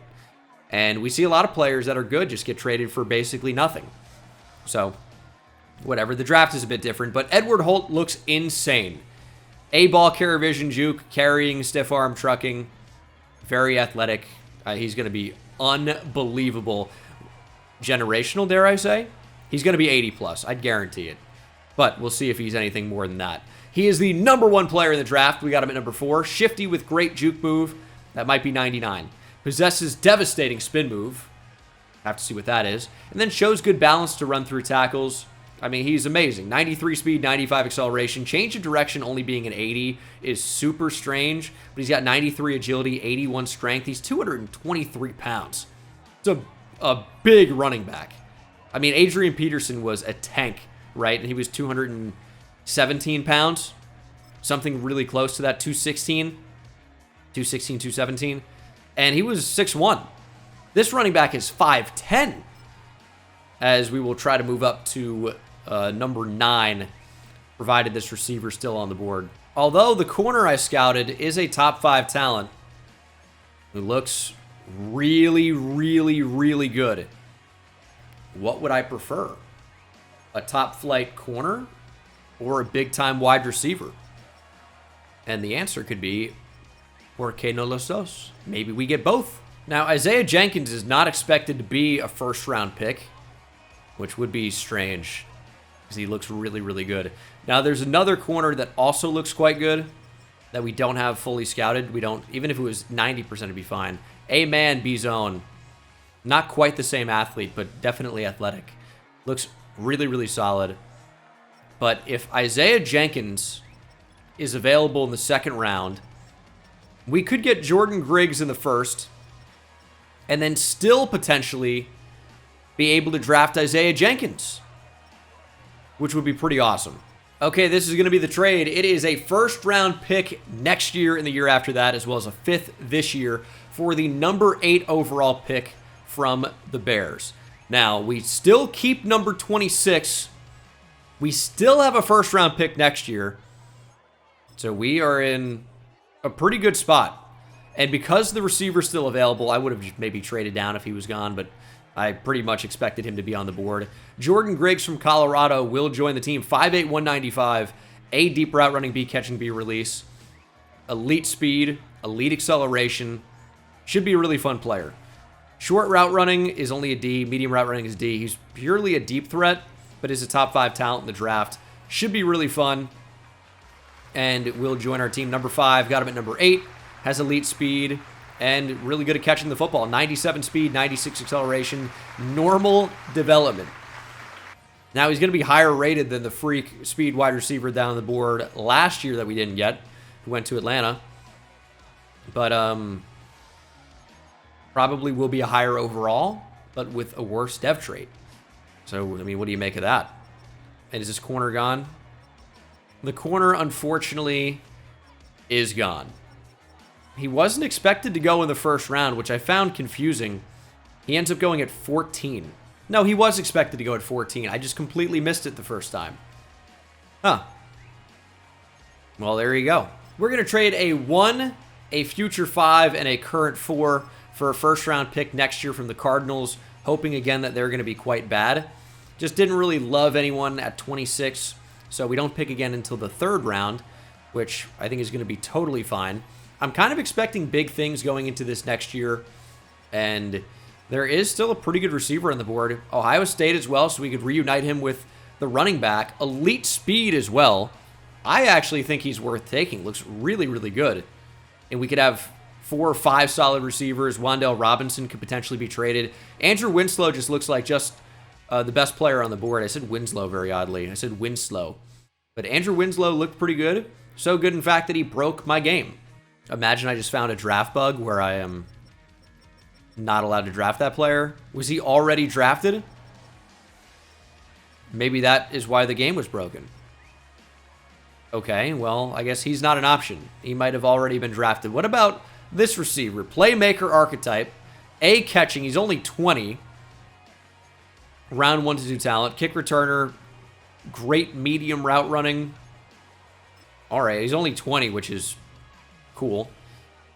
Drafted him at number 80. He's number 24 in the draft. Hidden dev. Only 90 speed. Might offer some return value. I don't know. That is, that's something. Okay, draft recap. Only $10 million in salary cap, but remember, we are getting rid of the Daniel Jones contract, and I think we did pretty well here. Edward Holt is an 83 overall. Will he be an X factor? Not for sure, but he is extremely good. Amazing athleticism overall, but 90 carrying, 93 juke, not quite 99. 80 spin move, 85 trucking, 87 stiff arm. He is a monster. Can't really catch the ball so well out of the backfield, but he's really, really good. Jordan Griggs is a 77 with 97 speed. That's kind of fun. Spectacular catch is a 98. Great deep route running. Everything else maybe not all that good. 85 kick return. I am interested in this receiver. I'd worry about 90 speed a lot if I were actually playing the games, but we're not. So, well, we might jump in. 75 overall playmaker. Great medium route running. Great catching, to be honest. Deep route running's bad, but he could be a slot receiver. Change of direction's amazing. Kick returns a 91. Antoine Bolden, not to be confused with Anquan Bolden. Not spelled the same way. Obviously, Antoine and Anquan are different names. Bolden, I think. Anquan Bolden is with an I, right? I say right like I don't know. It for sure is. But we'll see the rest of this draft. We know we got the number 1 player. There's a huge drop-off. We actually got the number 1 and 2 players in the class. Isaiah Jenkins would have been in that mix and has hidden dev, 77 overall. Looks really awesome, to be honest. Would have been a great player to add. We would have had to move up a lot to get him, which I would have been comfortable doing. 26 to 14 is pretty doable, and his dev trait is only star, so I guess it could be worse. But I would totally swap out the receiver we drafted in the top 5 for the corner. So, or we drafted it was top 5 talent instead of the corner. So, yeah, you live and learn. Or in my case, you just keep making the same mistakes over and over and over again. We do need depth at quarterback, though, by the way. We have one quarterback on the roster. It is second-year QB Cole McNeil. He's up to a 77 overall. And he's probably going to be an 80 here in year 2. The normal dev trait is just particularly disappointing, as you can imagine. But there isn't much we can do about it. And I would offer you this, and I'm sure some of you have actually thought about this in the comment section already, or just in general, maybe in your own franchises. If you can pretty much guarantee Offensive Rookie of the Year, which we can't, but if you're playing the games, you certainly can make a pretty good case for it. And even if you just put him in a good playbook and get good production, you can get Offensive Rookie of the Year because it's a QB. It's a very QB-heavy award. If you get Superstar Dev, is that more valuable than the XP that you get? I mean, we got 40,000, which feels insane, yet he's only up to a 77 overall. That's not significant, so I don't know. Barely got gold here. Also, Edward Holt's going to be -2 overall going into the year. He's just going to be my starting running back. I know it seems like, you have Devin Singletary. Why go out and get Ed Holt? But super young. Singletary is almost done developing, as we have Tyrone Tracy playing fullback. It just makes sense to get younger, especially when you see like a fringe generational player in the draft. And Holt looks really, really good. I didn't know that he was going to be generational. Was a little bit worried about the change of direction that we saw. But he still looks to be a freak. An 83 overall. Let's not downplay that. That's pretty incredible.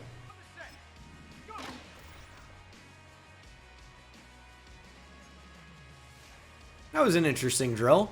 I think I don't know how I could have improved, but okay, I guess. All right, I guess it's broken. Cool. Okay, this will be the team for season number 3. Hoping to go back to the playoffs. We don't need this many receivers. That's just a fact, but we have this many receivers. I am going to start Edward Holt. That's the move. And then defensively, I think the defense looks really, really good for the most part. So I think I'm just going to leave everything pretty much as is. Just need a little bit more development. But we're in a really good spot. Cade York, of course, is our kicker. And then specialist-wise, everything's pretty much how I want it. So move Morgan Patterson over Isaiah Simmons. And I could actually even start Bolden over Wan'Dale Robinson. Maybe try to make him win Offensive Rookie of the Year. That's an option. Why did I extend Wan'Dale? I don't know. I mean, I like him. I want him to be good in real life. In the game, I don't know. We'll just get a healthy combination of players involved. This is the highest overall quarterback we've had. Cole McNeil is a 79. The accuracy does need to go up, but it's not terrible. This is his first year starting. He's basically a rookie. So, 22 years old, 79 overall. That's good. We will simulate to the midseason mark. See how everybody's doing. Unfortunately, we're just 3-4. Our defense is a little bit better than our offense. And I don't know what we need to do. Passing yards, very low. Offensive points per game, very low. Our running game's pretty good, but we might want to shift what our offense is doing. I feel a little bit weird doing it mid-season, but we're going to move to the Dallas playbook. I just think it's going to be a little bit better for what we have going on, and I want to win.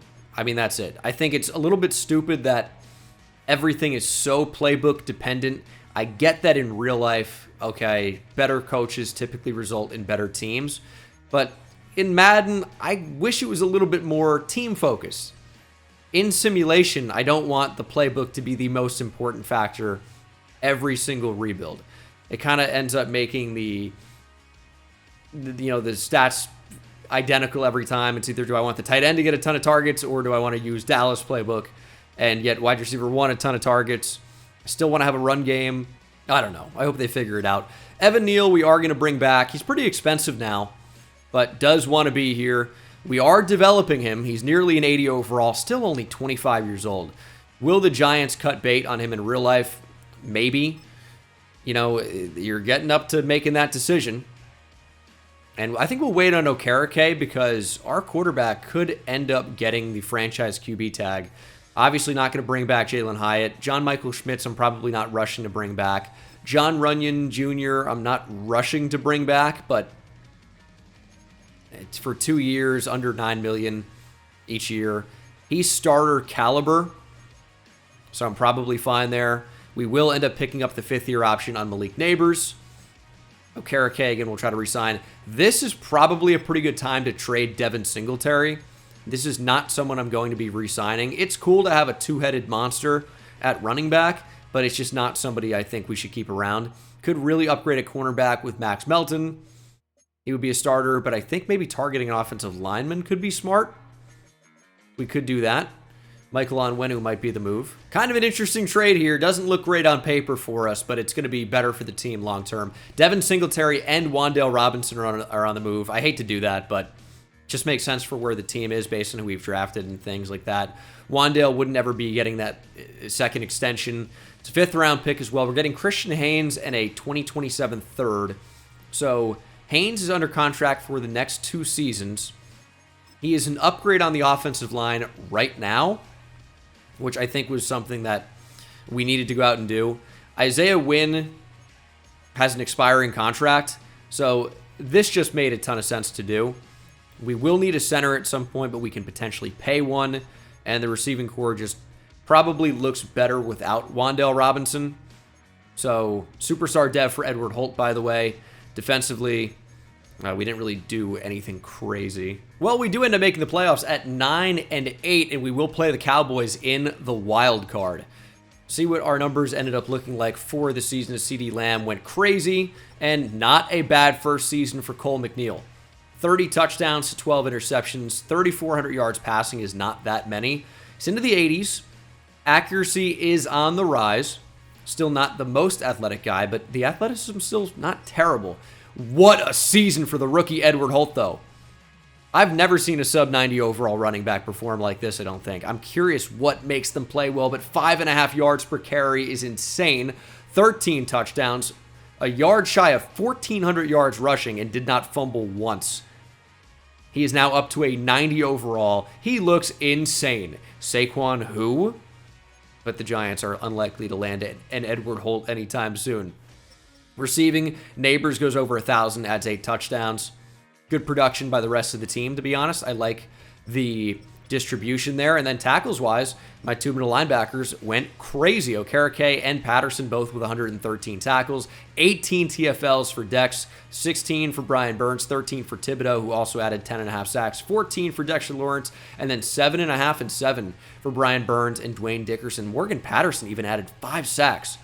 4 picks for Okereke, 3 for Banks, and then 1 for Whitfield. Interceptions are crazy hard to come by sometimes in simulation. What are our stats looking like? 17th in points per game, 24th in points per game allowed. You just got to go Cowboys, dude. The Cowboys are just too good. 6th in opponents' points per game, 2nd in offensive points per game, and we have a higher overall in every category. Well, offense is actually tied. I don't know why it's green for us, but it's the power of the playbook. The double P. Here we go, wild card matchup. Down 3-0 early, but we take the lead and then score again. 14-3 right now as we are approaching halftime. Trying to extend that lead, and we can't. 3rd quarter now. Cowboys with a touchdown and a 2-point conversion. Now they've tied it at 14. And then deep into the game, they have A.J. Dillon. They have a chance to take the lead. 14-14. We're going to have to shoot a gap, make a play. Surely going to run the ball. There's Okereke. Nice tackle. We're going to call a timeout. We are inside 2 minutes. If we can hold the Cowboys to a field goal try, I think we win the game. They're going to run the ball. Cut back. We're all over it. Stallworth, 13 rushes for 35 yards. They're having a really tough time running the ball against us. But our offense, after scoring 14 points early, has been shut out for the final 3 quarters of the game. We'll have a 2-minute offense. Chance to go down score a touchdown, and win the game. Let's do it. All right, Antoine Bolden. Do something for us. Yep, that's 90 speed, all right. All right, 2-minute offense. Let's see if we can't win a playoff game. Hold open in the flat. And he's going to get lit up. 2 interceptions for Cole McNeil in this one. Not exactly ideal in simulation. 2nd and 9. Theo Johnson's open. He's got decent speed, but cannot break the tackle. A little bit too early for celebrations. Let's just get the football back. Got a minute on the clock. Just check down to the running back in that spot. It's Tyrone Tracy. We have a minute on the clock. We have 1 timeout. I'd like to throw it to Malik Neighbors. They're kind of shading on that side. I need to just make an awesome play. I'm really curious about if we should really play for the touchdown or not. I definitely don't want to turn over the ball. And I definitely don't want to use hurry up because I know it's going to run like 30 seconds off the clock. 2nd and 2. No! It's probably crazy to run the ball in this spot. Although we do have Edward Holt. We just need to guarantee field goal range. He's averaging 2.9 yards per carry. How about no any of what's happening right now? Let me play the game. I don't need to see Cade York taking warm-up kicks. 30 seconds. I don't really like where anybody is. That'll stop the clock at least. We just need to guarantee a field goal. That's it. Just need to guarantee a field goal.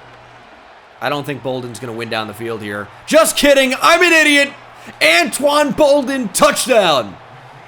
We'll take the lead with less than 20 seconds to play. Antoine Bolden never really got a ton of separation, but he didn't need a lot. That's an NFL throw from Cole McNeil. Dropped it in the bucket against man coverage. And we'll take the lead here with 18 seconds exactly to play. And the Cowboys are not going to do themselves any favors with field position. We could probably force a return. Let's not go full power. Get our coverage unit down there. Oh, yeah. It's not how kickoffs work anymore.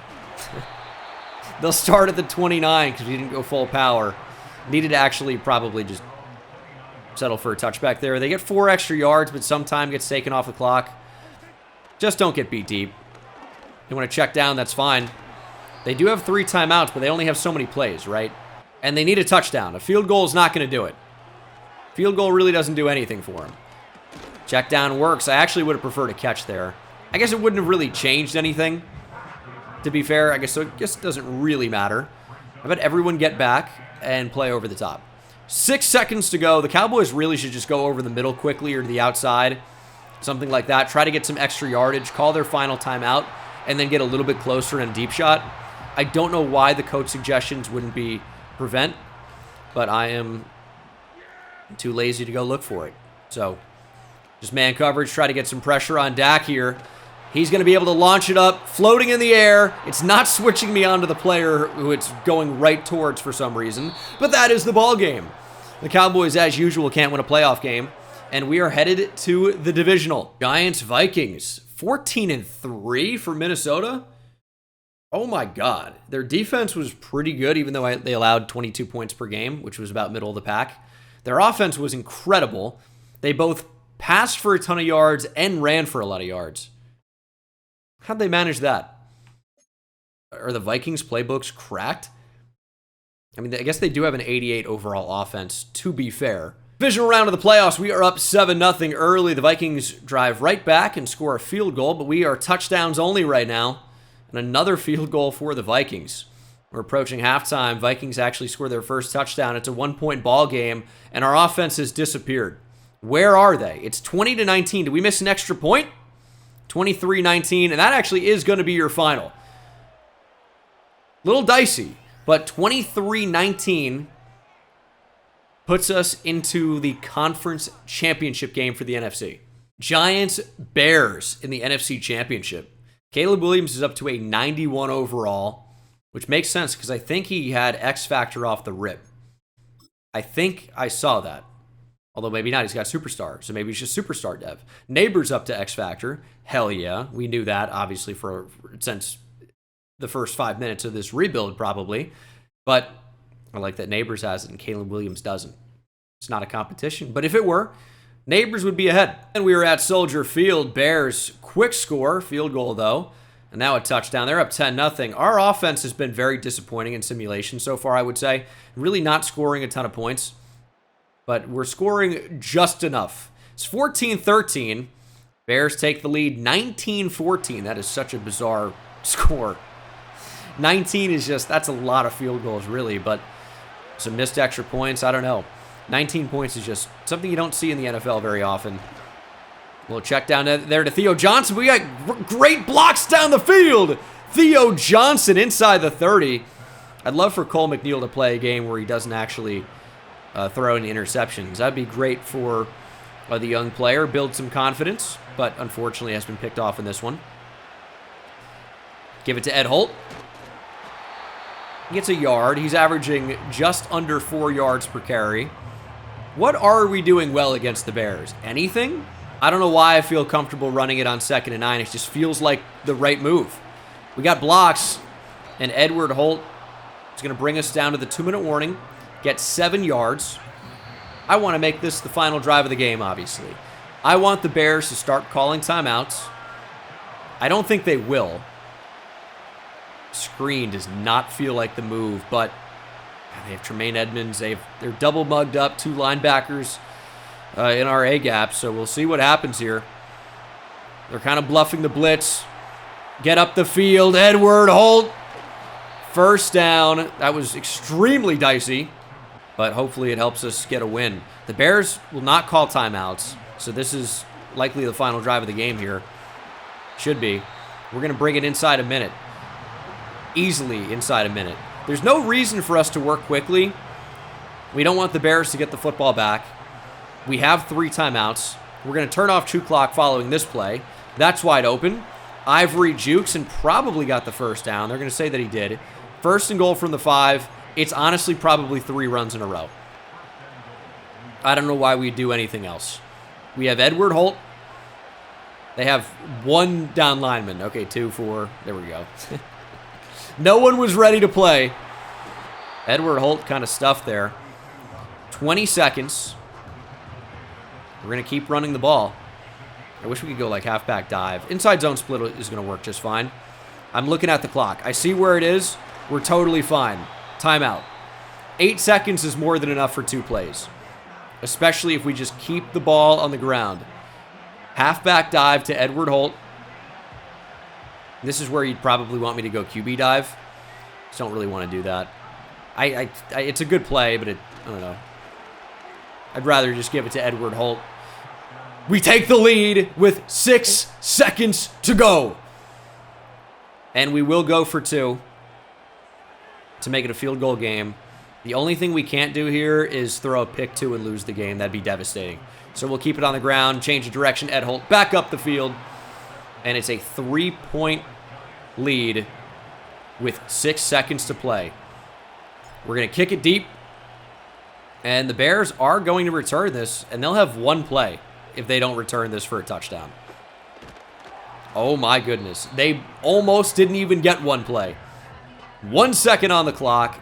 Everybody get back. Play over the top. Give cushion.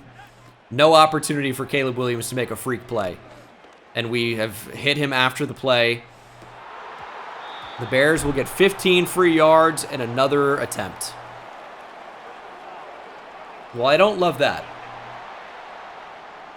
We couldn't slow down. I don't know. I tried. I'm going to lose the game because of this. It's going to be interesting. Oh, the switch stick just made me switch off. No, Caleb. Thank you for not throwing it. That was your chance. He's going to scramble for it and not get it.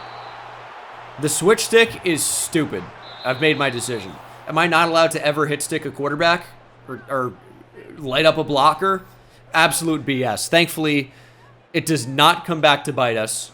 I was told the switch stick would not impact pass rushers. Is it if they have to be designated as rushers pre-snap? I can't decide to blitz a linebacker. How about if I'm within a foot of the quarterback, don't switch me onto the safety. Anyway, we win the game. No harm, no foul, I guess. But there should have been a foul. Should have been harm, probably. Giants-Chiefs Super Bowl. The Chiefs, it's another great set of playbooks to use. I mean, they've allowed less than 80 or 18 points a game and scored almost 33. We are looking like we're going to lose this game. And the Chiefs are really good, but also their playbooks are so good. 91 overall, 93 offense we're up to, 89 defense. Are we getting big morale boosts? These are huge overall changes. We are getting some X Factor now for Edward Holt. What a rookie season for him. Love to see it. And then defensively, don't see any changes in terms of dev trait, but the team is just continuing to get better. We're getting slight morale boosts, nothing crazy, but we can win the Super Bowl here. The Chiefs are a beatable team. I don't care if they went 16-1 in the regular season. The Giants have had their backs against the wall against unbelievable teams before. How about the undefeated Patriots? We all remember that. Oh, actually, maybe we don't. Maybe we don't. I guess I'm 26 years old now, which isn't like that old, but there are many of you watching this that are more than 10 years younger than me. Because, like, 12 is young, but it's like, you're, what, 7th grade, probably? Somewhere around then? You're, like, like sentient at that point. You might not know what that word means, but you're aware of things. And why did I say sentient instead of sentient? Stupid, maybe, but there are probably some of you watching this video, maybe multiple of you, that weren't even alive for that Super Bowl. Anyway, we're up 10-7, never mind. We're down now 14, never mind. We're up 17-14, 24-14. Are we not even going to jump in for the Super Bowl? 31-14, 38-14. The Chiefs just got absolutely blown out. It's like they were playing the Bucs pass rush. We are Super Bowl champions. The Chiefs' dynasty is over. That's all it took was a Super Bowl loss, despite only losing one game the entire season. But we are Super Bowl champs. Brian Daboll, doused in the orange Gatorade. We'll do one more season after this. It's probably an incredibly long video already. But man, does it feel good to watch the Giants win a Super Bowl. McNeil, I guess, is going to be your Super Bowl MVP. But it feels good. I'm always more incentivized when I'm using my favorite team. It's just a little bit more fun, obviously. I do have fun doing every rebuild, really. But it's especially fun when you do the favorite team, whatever it happens to be. What a game, by the way, for Cole McNeil.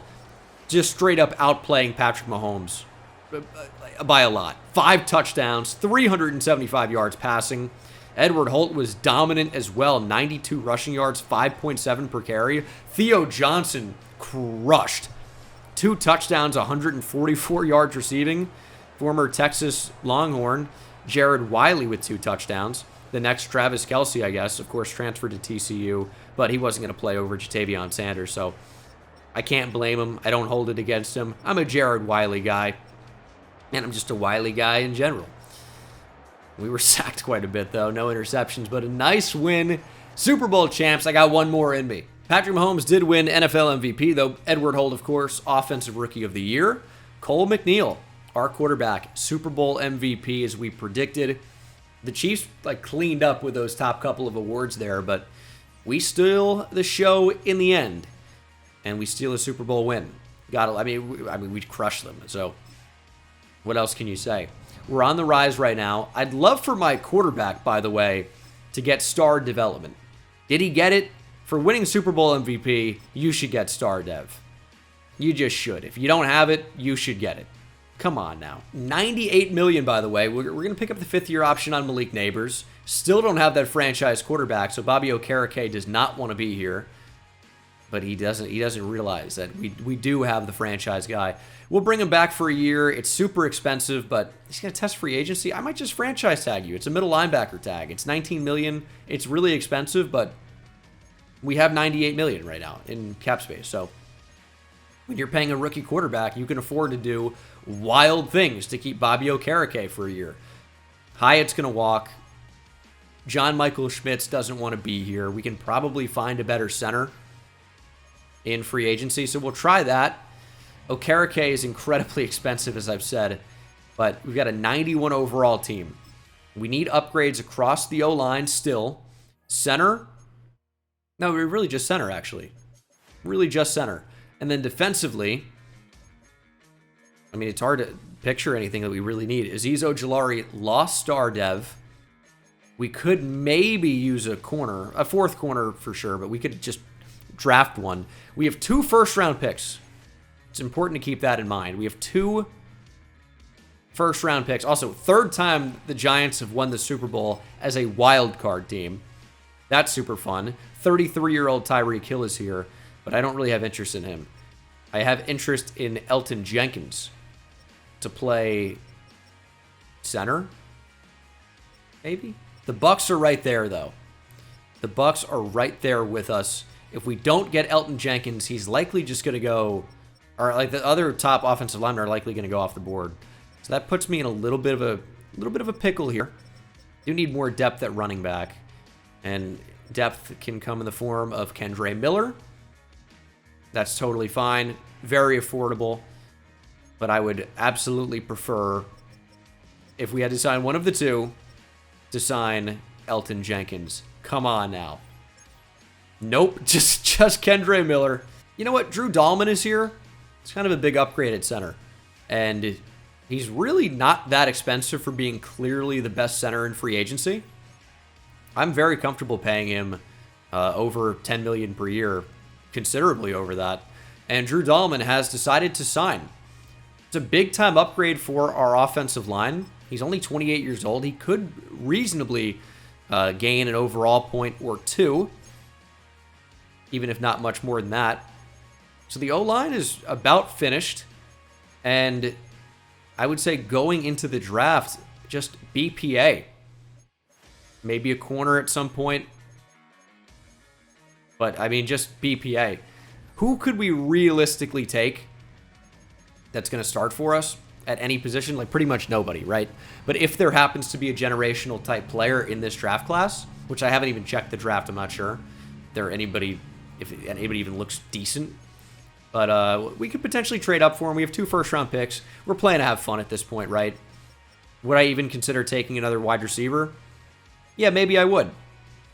Although Cameron Scott, he's got a really good route running. He's a decent athlete. He's probably really good, probably the best player in the class. But I don't know if I'm super excited about what I'm seeing. I feel like Terrence Davis is going to be a freak. I made him a focus player, only good speed. Still could be very good. Taking a safety, though, probably not worth it. We pick at number 11 and number 32, I would imagine. Yep, we still had our first-round pick, so we could, reasonably trade up into the top 10, but I don't know. We'll see what happens. Terrence Davis is a top 5 player in the class. Zone archetype with B zone, A play rec, A pursuit, A awareness, A hit power. A lot of stuff going on there. I don't know. Do we know about any more top 5 talents? Those are the only 2. A couple of round 1 guys down the board. I'm just feeling like the safety. Definitely wouldn't call him generational by any means. But I think he was expected to go maybe at number 4. Trading up to number 4 to draft a strong safety that won't start. Kind of funny, I think. I will give you 11 and a 3. How fun does that sound? Not the best offer of all time, probably. But they might do it. And they're going to. No quarterbacks, so the price is not maybe especially high. Well, there's a quarterback. Ignore him. Terrence Davis from Florida State. Derwin James, anybody? 5'11", 196. Very different builds. But Terrence Davis is the newest New York Giant. He is the number 3 player in the draft. He took him at number 4. He has hidden dev, 89 speed and acceleration. He's going to be a great backup. What a pick. I'm not even sure if we had to trade up to that spot to get him. It didn't really end up mattering too much in the end. This is, likely going to be the final year here. Do we take a round 1 receiver for no reason? We have so many receivers. We don't need another one. But he is a round 1 talent, and it sure is fun to see that good number pop up. He's number 12. We took him at 32. He's very well-rounded. 6'3", 198, 89 speed. But so agile, a lot of great acceleration in there. He'll be a great 5th receiver for us. No, we lost Wandale. We lost Jalen Hyatt. He still might be the 5th receiver, though. Yep, he will be the 5th receiver. Maybe number 4, depending on that overall, but highly unlikely. Definitely should have looked more at corner. I mean, undoubtedly. B-man, B-press, C-zone, that's actually pretty good. And he's not even not athletic. Play rec seems terrible. But, 89 speed. Okay, it seems like he ran on the 4.4s. Maybe that's not accurate. Terrence Davis is a 78, 76 for Tyrone with 2 ends, Tyrone Randall. And then in the entire draft, Doug Beverly was the number 1 player, a 3rd-round running back with 83 speed. He is okay, interesting. He's a bowling ball. He's got 99 break tackle, 93 carrying, 86 trucking. What an interesting build. I mean, he's like, stick this guy at fullback, run fullback dive, have a blast. But definitely the weakest draft class that we've seen. Definitely. Terrence Davis was the joint 2nd highest rated player, but pretty weak class, all things considered. I haven't really tried to combine the double moves very much as a runner, but juking in towards and then spinning out seems like the CPU has no answer on how to defend that. I don't know if this would work like in the actual games, but the juke inside, spin outside seems to be pretty effective. Even if it's like directly in the direction, it just breaks their ankles and they fall down. And maybe that's because Holt has like incredibly high juke move, but he does though. So if you have incredibly high juke move, you got Bijan Robinson maybe. Put that to work. Dev trade increase for Bobby Okereke. Better late than never, I guess. He's only 31 now. Cool. This will be the team for the 4th and presumably final season. And it looks pretty good. Malik Neighbors up to a 94 overall. Look at Ed Holt, though. Edward Holt is going to be like a 99 overall by the end of the year. Change of direction up to an 86, but break tackle has not been changed. You'd think break tackle would be upgraded with elusive back. Is that only a power back element, is being able to break a tackle? I don't know. But this is going to be the team. I mean, I guess maybe you'd think, okay, running through arm tackles, you got to be powerful to do that, but it's stupid that these guys are not upgraded in a balanced format sometimes. He was a balanced running back coming in, slightly more elusive than powerful, but break tackle's been upgraded by almost nothing, surely? Stiff arm, I think, was an 87. I think trucking might have been an 85. Didn't go up at all? Like, why is it only elusive every single time when you have it auto-upgrading? It's not a big issue if you're doing it yourself. You can kind of change, but auto-upgrading would be nice if these things had a little bit more of a balanced attack to it. That's all I'm saying. Anyway, that is the team. It looks very, very good. We're at 91 overall with a 91 offense, 92 defense. So by the midseason mark, we might be a 92 overall. Looking for back-to-back Super Bowls. The Giants have never done it. They're typically a 4 years apart type team. 86 and 90, and then 2007 and 2011. So hopefully we don't have to wait that long. But 5 and 2 at the midseason mark. Defense has been pretty good. Great even. Offense has been okay. And I doubt we even know the dev trait for the safety. I think it's highly unlikely that he's played enough snaps. And that is the case. But I don't care about his dev trait. It's one season that we get him, right? We're going to the playoffs. If we start 5 and 2 with this 90-plus overall team and don't make the playoffs, we're going to have an issue. Kayvon Thibodeau, 23 sacks, didn't even lead the league. We finished 14 and 3. It's exactly what I like to see. Well, maybe not exactly. It's something I like to see. We did play really well. 4,100 passing yards for Cole McNeil. 44 touchdowns to just 8 interceptions. What a year. He's playing up to a 93 overall, despite normal development. Accuracy's playing way up. Of course, he's only an 87 right now, but that's still pretty good. Rushing, Edward Holt actually took a step back in terms of yards per carry, but still really good numbers. 1,200 yards rushing, 10 touchdowns. Did fumble twice. He was just worse this year, despite being significantly better as a player. He's a 96 overall. He's fumbling more. He's averaging fewer yards per carry. What's happening? But he is playing up to a 98 overall. Very, very good. Antoine Bolden. Oh, my goodness. Was he in the slot? I guess he must have been. 1,300 yards receiving and 20 touchdowns. Okay. Well, 90 speed doesn't seem to be a problem. He dominated. Okay. I mean, those are absolutely incredible numbers. Malik Neighbors, I wish, put up those numbers. He's still good, but it's so playbook dependent. It's so stupid to me. 22 TFLs for Dexter Lawrence. I mean, our D-line was insane. 23 sacks for Thibodeau, 13 for Sexy Dexy, 11 for Brian Burns, 5 for Dwayne Dickerson. Didn't get that many interceptions, but they're spread around. Yep, Antoine Bolden was in the slot, so I would imagine that's all it took. I want Neighbors to get some more targets here in the playoffs. And I'll tell you, because we're so good this year, 14-3, first round bye, dominant offense and defense, this has all the makings of nearly a guaranteed first round exit in the divisional for us. We are playing the Bucs, so we're not that good in simulation, but they did make the playoffs. Tell me we can beat them. We're a 93 overall. We do. And we will play the Cowboys in the conference championship. All right, we can jump in for that. We are up 3-0 here at MetLife. 10-0 now. Cowboys with a field goal, but we extend our lead to 17-3. 24-3 now. It's going to be a tough lead to blow. 31-3 into the second half. 38-3. Cowboys with a touchdown. Congratulations. You're only going to lose by 30, I guess now. In the end, it's not quite that bad. 41-13. They made it really close in the end, and we just steamroll them to the Super Bowl. 376 yards passing, 4 touchdowns, completing 94% of his passes. Just 2 incompletions for Cole McNeil. And we're in Dallas playbook.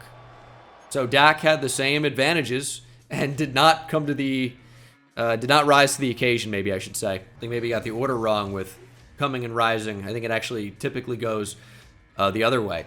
Super Bowl time. Patriots are not involved. That says Pitt. The Pittsburgh Steelers. Why did I say Patriots? Maybe because it's 2 in the morning and I'm delirious.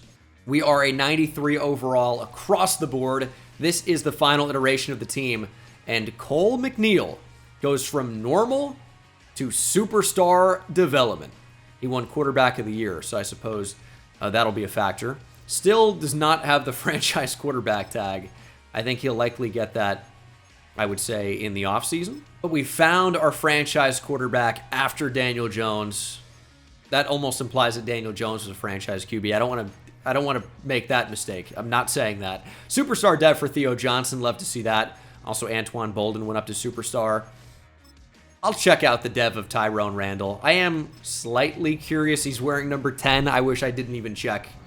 He's got Eli Manning's number 10. He's got superstar dev. Okay, well, kind of a fun player. Give him number 12. Phil Simms wore 11. Maybe 12 isn't retired. Steve Smith and different players have worn that, so that's perfectly fine. Superstar X Factor for Thibodeau. Superstar X Factor for Okereke. Winners is up to superstar dev in the secondary. What about Terrence Davis? We traded up into the top 5 for a backup safety that's played 322 snaps, and he does have superstar dev. So, what a draft pick for us. We've got great depth.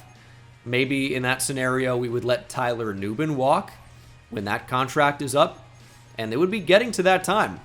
4-year contract, he's a rookie, so his contract would be expiring. Maybe we would choose not to re-sign him the same way the Giants let, Xavier McKinney walk. So, whatever. 88 overall for the Steelers. They're trying to turn 6 rings of steel into 7, and we are trying to get our 6th Super Bowl in this scenario. Just won the 5th last year, and now trying to tie the Steelers for 6 all-time Super Bowls. That's an excellent start. The 14-3 Giants against the 11-6 Pittsburgh Steelers. It's 14-14 in a real old-fashioned shootout here. 21-21. Oh my goodness. It is only offense, no defense. It's 31-21 with 3 minutes to play. We have 3 timeouts. We got to find the end zone. Do have the benefit of the 2-minute warning that can stop the clock. There's Theo Johnson who gets his first down. We don't want to go hurry up.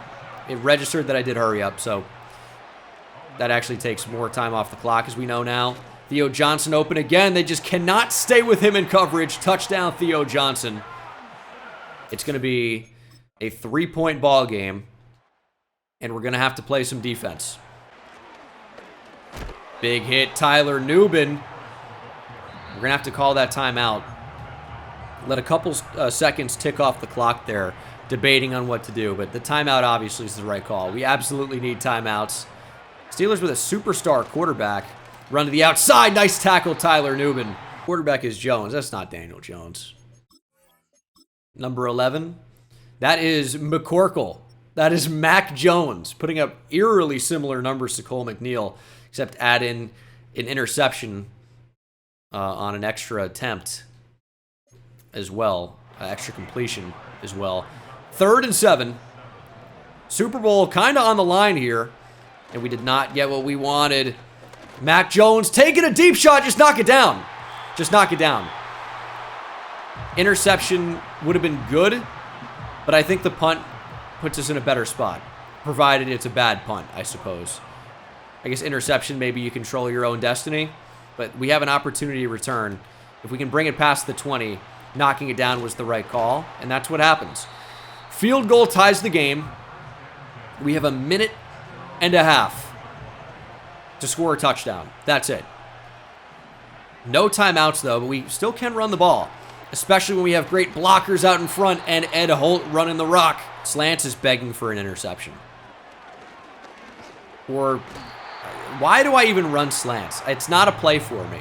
It's not. Not good at slants. I know the ball's going to come out quickly, but that's how I throw interceptions. I don't really like that. Check down to the running back. There's Holt. 3rd and 3.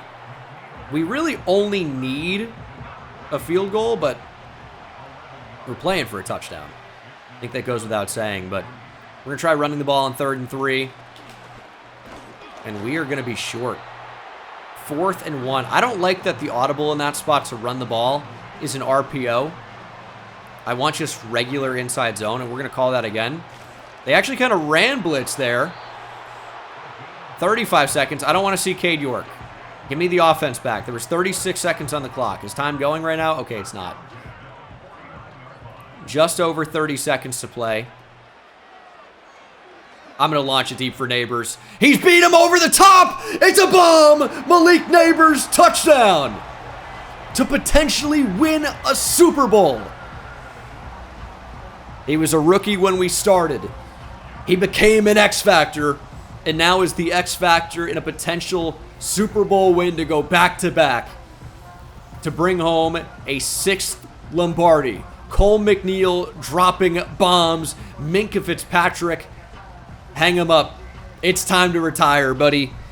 22 seconds on the clock. The Steelers need a touchdown. Field goal's not going to do it. Field goal's not going to be good enough. They do have timeouts, though. Can Mac Jones lead a comeback? That would be something.